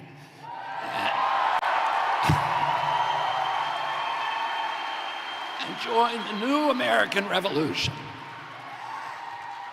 What that means is to vote from your conscience, vote from your heart, vote out of idealism, vote out of optimism for this country. Refuse, above all, to vote from fear. You know, in 1776, there was a generation of Americans who believed in democracy and something that didn't exist anywhere in the world.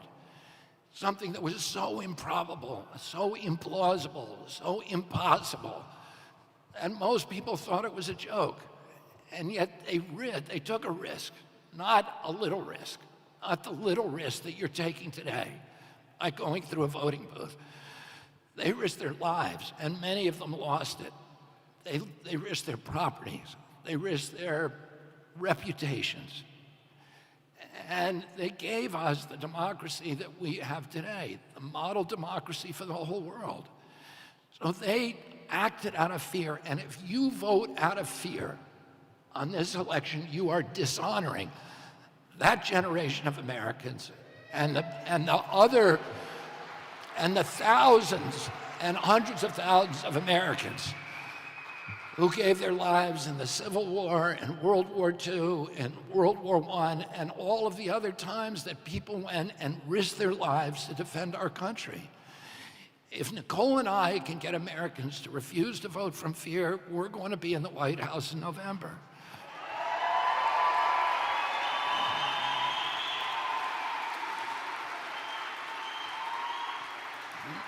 Nicole and I are running to help heal the symptoms of an ailing America, to heal our divisions, to heal our economy, to heal our mental health and our spiritual and our physical health. But we can't do it alone.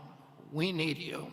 And now I have a governing partner who will fight for you and for your family until the last corporate kickback from our government, the last toxin is cleared from our water and our soil.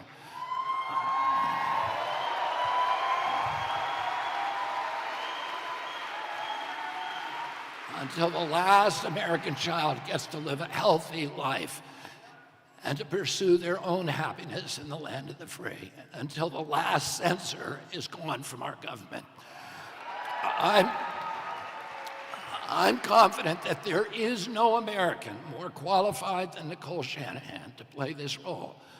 So I'm proud to introduce to all of you the next Vice President of the United States of America, Nicole Shanahan. Thank you all very much.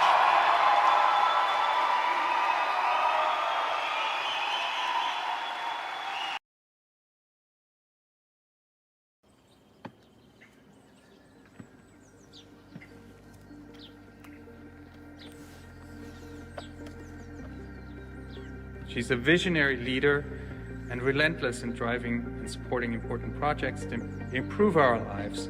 Great perseverance, great leadership. Her success is unparalleled.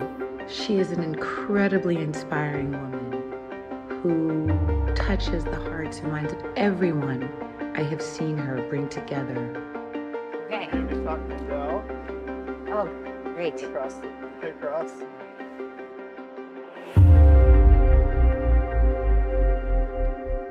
What young people are faced with today is completely unprecedented, and it's going to take a new generation of leadership that understands deeply those threats because they are themselves technologists to address the issues at hand. It's going to take leadership that has spent their life in technology. It's going to take leadership that understands what questions to ask, how to ask them, and what it looks like to implement a plan. This is not the America of the 1950s. This is the America of 2024. And in this America, it's going to take communities coming to the White House that never have actually been in the White House. And these are going to be tech communities, these are going to be Gen Z communities, these are going to be millennial communities who really believe that working together is going to get us to a healthier America with solutions that actually work. I was born in Roseville, California, near Sacramento. Then my mom and dad decided to move back to Oakland into the home my dad grew up in. You learn from a young age growing up in Oakland that we are all made equal and we all get a shot at something great. And the color of your skin just gives you a different, cool cultural perspective. And you know, I'm half Chinese, half Caucasian, but to the people around me, I was Nicole. My mom immigrated to the United States in 1983 from Guangzhou, China. My father, in particular, struggled with substance abuse, various mental health challenges. We relied on government assistance for a good portion of my childhood. Every time my dad lost a job, there wasn't a lot of money to cover basic expenses like food. And we would get food stamps and go to the local grocery store with our mom, my brother, and I. And at the checkout counter, I remember she would ask my brother and I to go stand by the magazines when it was time to pay. Whew. It was hard. It's really hard. Those programs,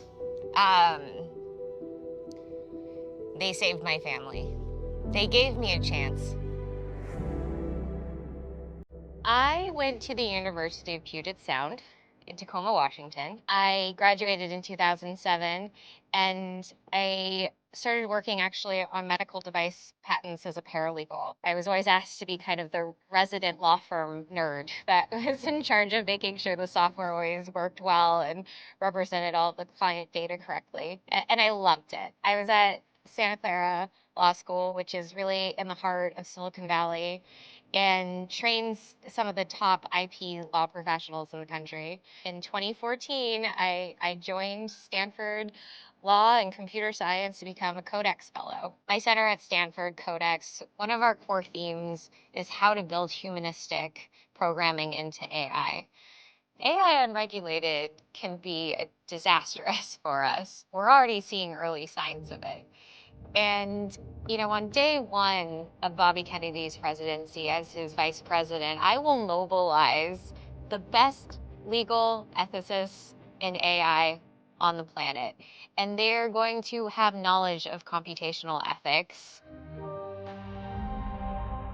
So after my 2 years at Stanford, I spun out my company, Clear Access IP. I then founded a foundation of my own called Bia Echo Foundation, one of the largest funds in women's reproductive health ever created. Human reproductive health is in decline globally, and at a pace that is actually causing alarm in certain countries right now. Women's health is a direct indication of environmental health. I gave birth to a healthy baby girl in November of 2018. That was the happiest day of my life. From time of birth until 7 months, she smiled, she giggled, she paid attention, she hugged, she, grasped for things. She had a great appetite. At around 10 months, things had changed dramatically. She wasn't engaging as much, and her energy didn't seem as high, and her muscle mass seemed weak. I would, sit her to just sit on her own, and she wouldn't be able to hold herself up when previously she could. She wasn't speaking, she wasn't pointing, she seemed kind of, in her own world, and the evaluator clearly identified symptoms associated with autism spectrum disorder. And it was then and there in 2020 that my life changed forever. Chronic disease in children is due to environmental disruptors that cause inflammatory symptoms, which then reduce the child's ability to heal. I've learned that the top environmental health exposures are really in 3 categories. There's endocrine disruption, which is caused by various chemicals in our consumer products, chemicals and preservatives in our foods. The second category of environmental exposures are electrochemical in nature. That electrical interference comes in the form of our wireless technologies, our devices, our cell phones, and we have no regulatory body currently in the United States keeping an eye on this. The third category of environmental exposures really is medications that we rely on for our healthcare system. And ironically, many of these medications are prescribed to help manage the symptoms related to exposures caused by categories 1 and 2. It's a Band-Aid that actually poses new risks. I've spent my life in data and technology, and I know that there is a solution here to this problem. We have the tools today to get there, and if we are open to this conversation, we are on path to healing America. And that is a simple conclusion that I think any person in America can make once they have the information. We owe it to the American family to take these toxins out of our food and out of our water, out of our medicines. This campaign is so much more than politics. This campaign is about what is sacred. And what is sacred is our health and our families in this land, this beautiful land that deserves much greater attention and care than we've given it. I'm making this move as an independent now because I've been finding it harder and harder to find the leadership in the White House that represents the issues closest to my heart. And in order for us to get there, I think we all need to rethink what has happened to the DNC and the RNC for that matter. We need an opportunity, we crave an opportunity to see how we can serve in the best interests of the American public outside of a system that hasn't worked. We deserve a real election of optimism. And that's what Bobby Kennedy gives us a chance at.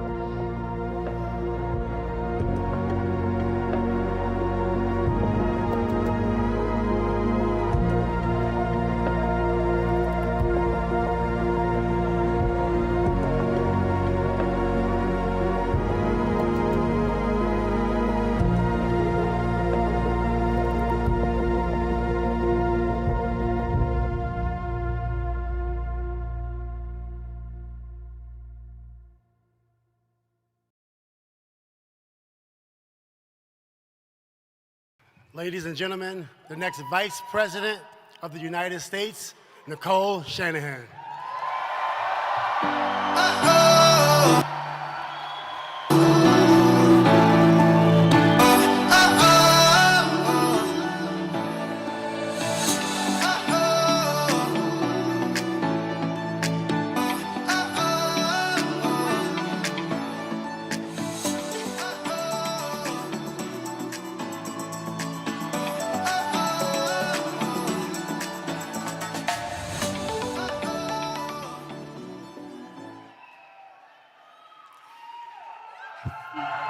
Hi, everybody. And thank you so much for being here today. It is so good to be here in Oakland.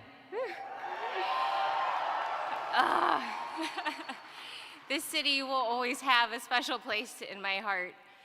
You know, I grew up just a few miles from this very spot. My mother, who's standing right there with her phone up, she immigrated here from Guangzhou, China. And my late father was an Irish and German American. I want to tell you a little bit about my childhood so you can understand the source of my politics and convictions. My mother's first job when she came to the United States in 1983 was as a live-in caretaker to an elderly woman here at Lake Merritt. By the time I was born, she worked as a dental office secretary. My father loved my brother and I dearly, but he was very troubled, plagued by substance abuse, and he struggled to keep a job. From watching my father and his struggles, I learned not to be judgmental. He was doing the best he could. I think of him when I see the statistics of the millions of Americans who are addicted, depressed, or suffering. This is one of the epidemics of our time. It affects nearly every American family.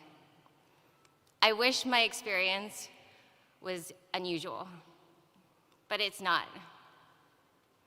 It has become part of my determination to do something for our country.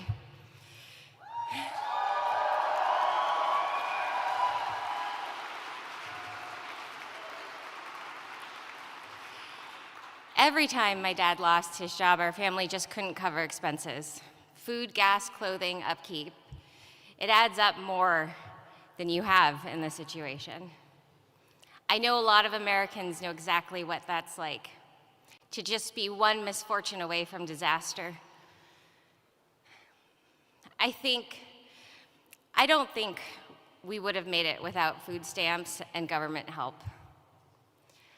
My mom worked hard, but it wouldn't have been possible to keep it together without that help. As you probably know, I became very wealthy later on in life, but my roots in Oakland taught me many things I have never forgotten. That the purpose of wealth is to help those in need. That's what it's for.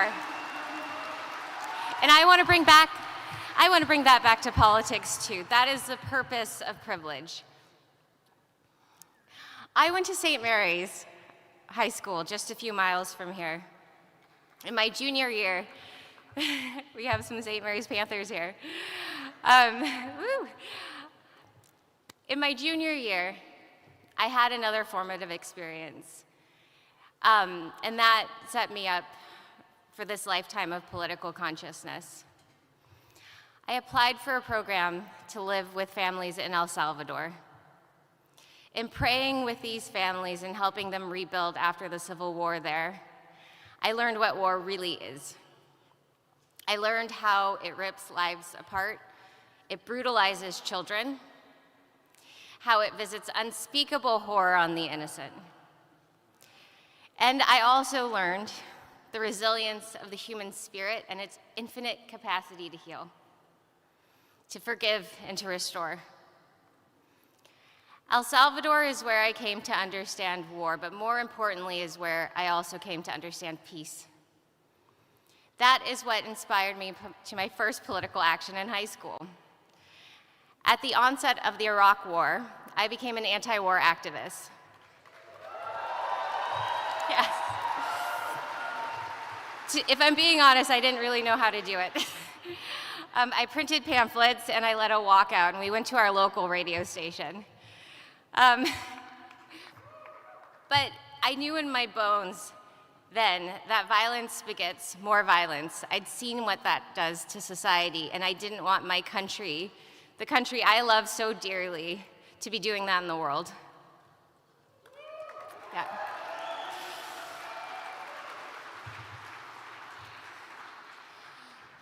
So these are two of my political convictions I hold today: to serve peace and to help those in poverty. Yeah. So you can understand why I gravitated to the Democratic Party, because that was supposed to be the party of peace, the party of compassion. Many Democrats, we still believe in those ideals, but unfortunately, as an institution, it has lost its way.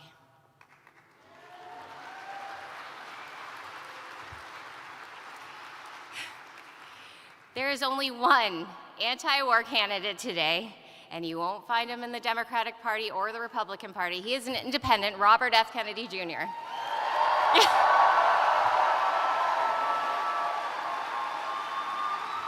Yes.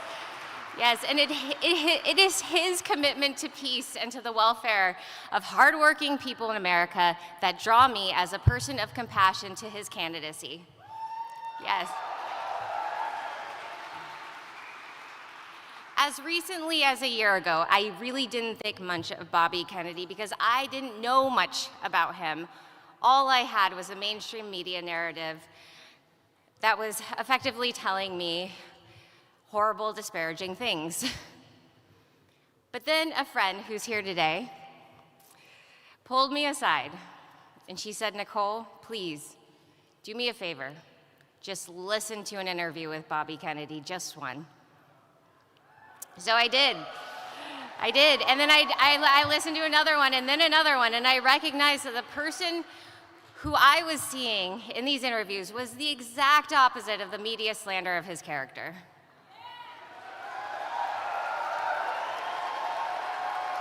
I saw a person of intelligence, of compassion, and of reason. I saw a fellow lawyer who had committed himself to finding the truth and fighting for the environment and for people. I discovered a person who speaks out on issues that, even though they are critically important to human health and welfare, are consistently ignored by our government. And for the first time in a long time, I felt hope for our democracy again. We can do this. It's possible. One of those issues also happens to be a passion of mine and a focus of my philanthropic work: chronic disease. I got into it through my own journey of reproductive health, followed by a steep learning curve for caring for my daughter, who has an autism diagnosis. In that journey, I discovered that women's fertility is in precipitous decline around the world.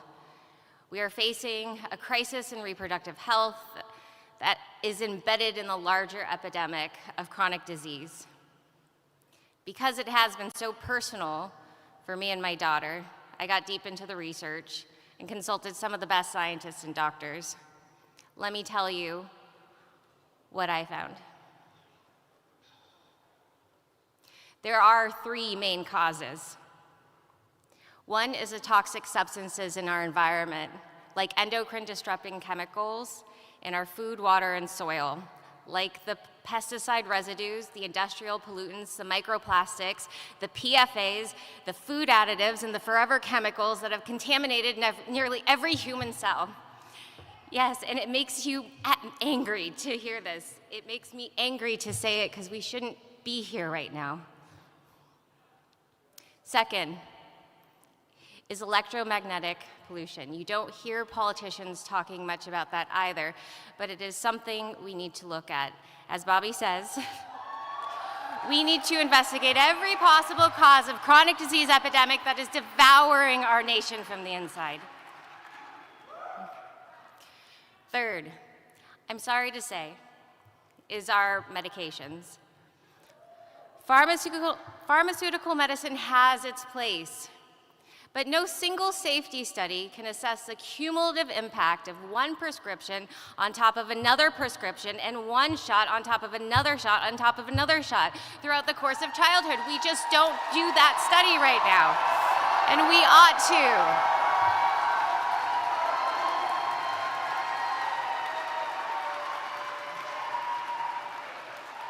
We can, and we will. Conditions like autism used to be 1 in 10,000. Now here in the state of California, it is 1 in 22. 1 in 22 children affected. Allergies, obesity, anxiety, depression, our children are not well. Our people are not well, and our country will not be well for very much longer if we don't heed this desperate call for attention.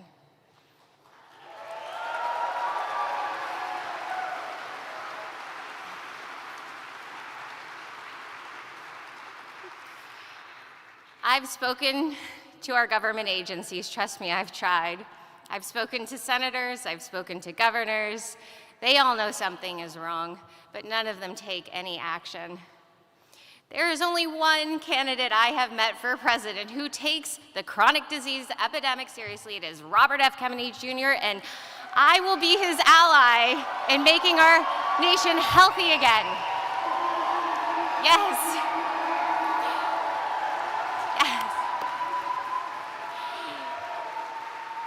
It is not about a new pill or, quote, finding the cure.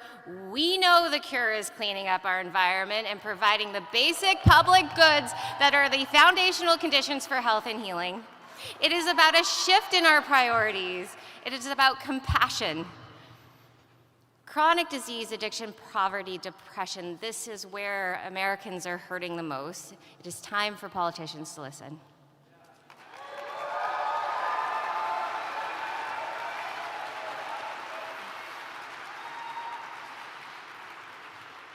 So here is how the Kennedy-Shanahan ticket is going to end the chronic disease epidemic. While Bobby is focused on ending the corporate capture of our regulatory agencies, I am going to assemble the best technologists and scientists in the world, and we will use the latest in AI and computation and examine the health records databases of our nation and those other nations who are also on a quest to solve chronic disease. We will find the answers. We will find the answers to our most pressing health concerns within weeks, not decades. We can, if we have access to those databases. It is time to move out of the dark ages of medicine. We can solve the mysteries guarded by corporate influence. We can move from Band-Aid solutions, and we can end this chronic disease epidemic once and for all. I believe it.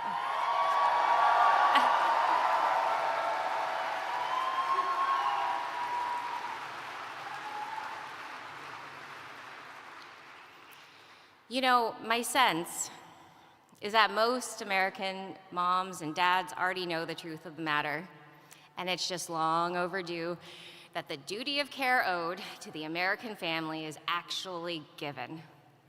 We can find the answers conclusively. You know, I have a background in tech, so I tend to think in terms of data. In my tech days, I developed AI-powered software to automate affordable legal services. Well, guess what? The CDC and research institutions have the data we need. We can apply technology to figure out environmental factors. We can figure out what's making us sick. We just have to ask the right questions, do the right research, and apply the right tools. We have to rid science of the corporate bias that contaminates it today. Then we put this thing into reverse.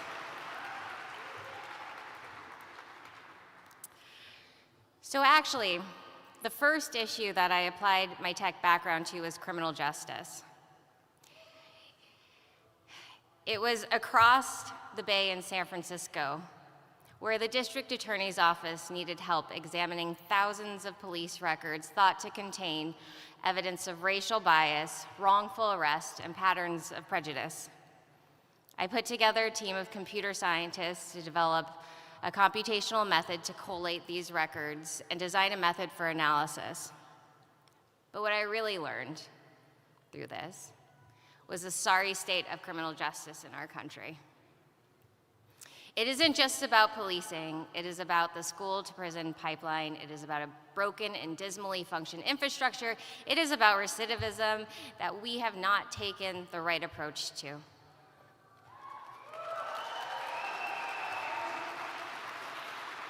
How do we make our systems a system of rehabilitation and not punishment? These questions don't have easy answers. I know this is hard. This is very hard, but they are the right questions to be asked, and there's only one candidate asking them, and it's Bobby Kennedy.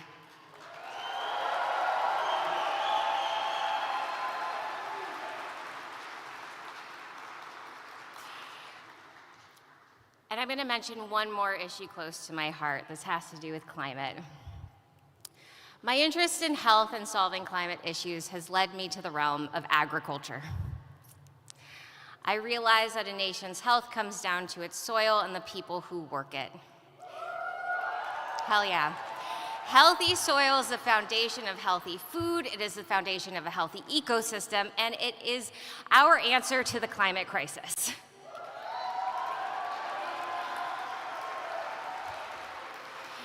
It is the foundation of healthy economy. But what politician besides Bobby Kennedy do you ever hear talking about soil? None. I've produced 2 films on the issue. Common Ground is the latest. We've got some Common Ground and Kiss the Ground people here. Thank you guys for coming out today. I've talked to Congress people and senators, but all I've gotten are vague promises that never amount to real change. Republicans and Democrats alike have fallen under the sway of big agrochemical companies and food conglomerates. They might invoke the ideal of the family farm, but they have betrayed it again and again. So I am entering myself, I know I'm not a politician until just now, but I am entering myself to do this work and to highlight this need, because guess what? I've met some of the most innovative American farmers. Their methods rebuild soil, sequester carbon, recharge aquifers, and revitalize the economy.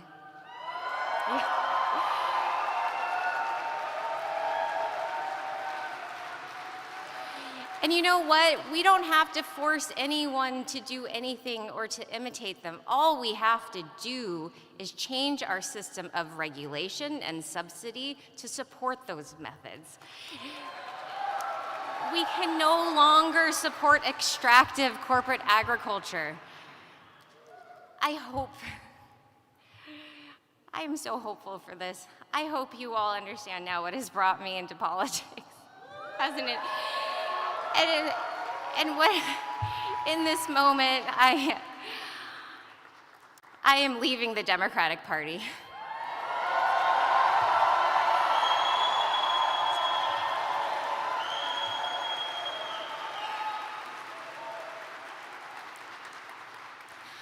And I want to say 2 things about that. First, even though I am leaving the party, I believe I am taking the best ideals and impulses with me. The Democratic Party is supposed to be the party of compassion. It is supposed to be the party of diplomacy and science. It is supposed to be the party of civil liberties and free speech, and most importantly, the party of the middle class and the American dream. While I know many Democrats still abide by those values, I want to point out, and I've been in touch with many people in the Democratic Party, I do believe they've lost their way in their leadership.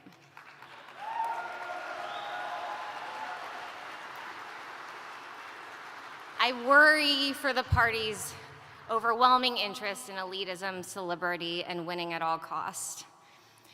And I worry that they do it even if that means turning a blind eye on the issues that they all know to be true.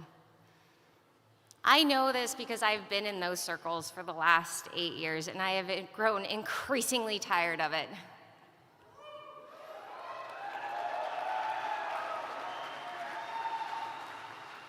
It wasn't until I met Bobby and the people supporting him that I felt any hope in the outcome of this election. As I've re-examined my Democratic Party assumptions, I have seen conservative voters with new eyes too. I have met farmers, I have met hunters who are some of the most staunch conservationists I have ever met, who understand ecosystems better than most. I have met mothers protecting their children who are searching every possible avenue for their health. And yet the Republican Party, like the Democratic, is letting them down because the actions of the party are diverting from the values that actually support individual freedom.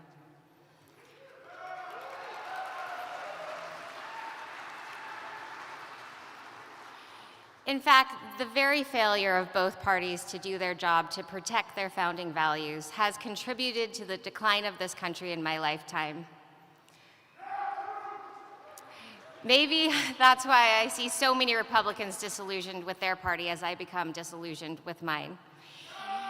If you are one of those disillusioned Republicans, I welcome you to join me, a disillusioned Democrat, in this movement to unify and heal America.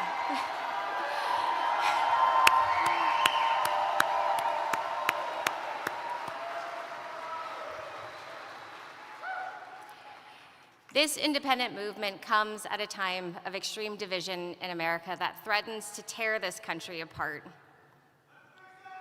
Yes, let's fix it. It is time for a realignment. It is time, as Bobby Kennedy says, to focus on our unifying values rather than our divisions.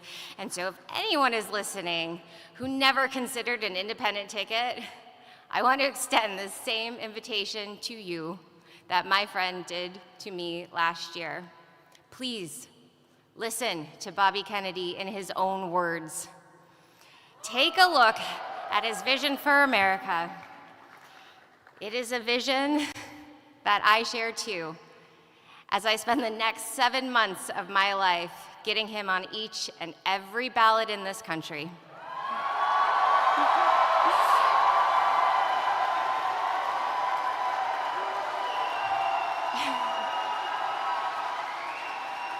We're gonna do it. We're gonna do it. The vision we share is a vision of national healing. It is an America that leads the world no longer through force of arms, but through the power of example. It is an America that wages peace through diplomacy. It is an America that had become the sickest industrialized country on the earth and turned it around. We're gonna turn it around. It is an America where everyone who works hard can afford a decent life. It is an America where people of all races receive fair and equal treatment under the law. It is an America whose freedoms are the envy of the world. It is an America with honest and transparent government institutions. Can you imagine a country whose government doesn't lie to you?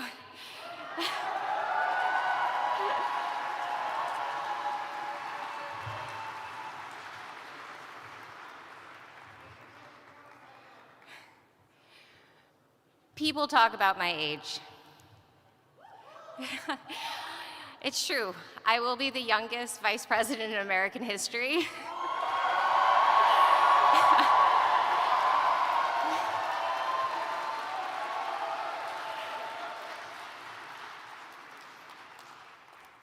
Let me tell you why so many of us young people have turned away from politics. It's because we lost hope that change would ever come from inside the system. After all, which party wins with promises of hope and change or to drain the swamp? Things proceed as usual, declining bit by bit each passing year. So that's the reason. But the other reason is that we can't stand the phoniness anymore. We can't stand the lies. We can't stand the inauthenticity. And that's why Bobby Kennedy leads in all the polls among young people. We are hearing our voice in his.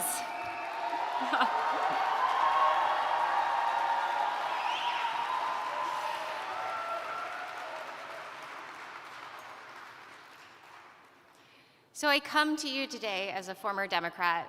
I come to you as a woman not quite 40. I come to you as someone who has experienced sickness and health and poverty and wealth. And I come to you as a mother.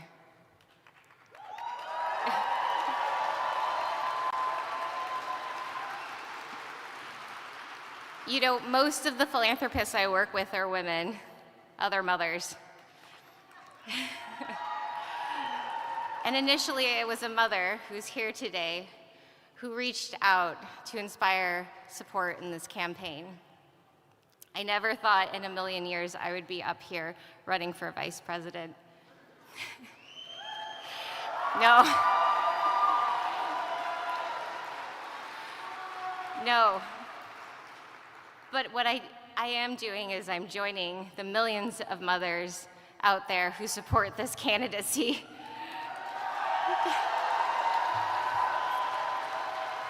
They are Republicans and Democrats and independents. They read the labels at the supermarkets and wonder how to keep their kids healthy. They watch in anguish, many of them, when their children suffer from chronic disease. They cry silently as their teenagers deal with depression, anxiety, and addiction.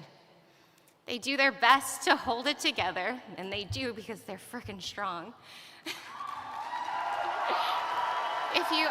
They're my heroes.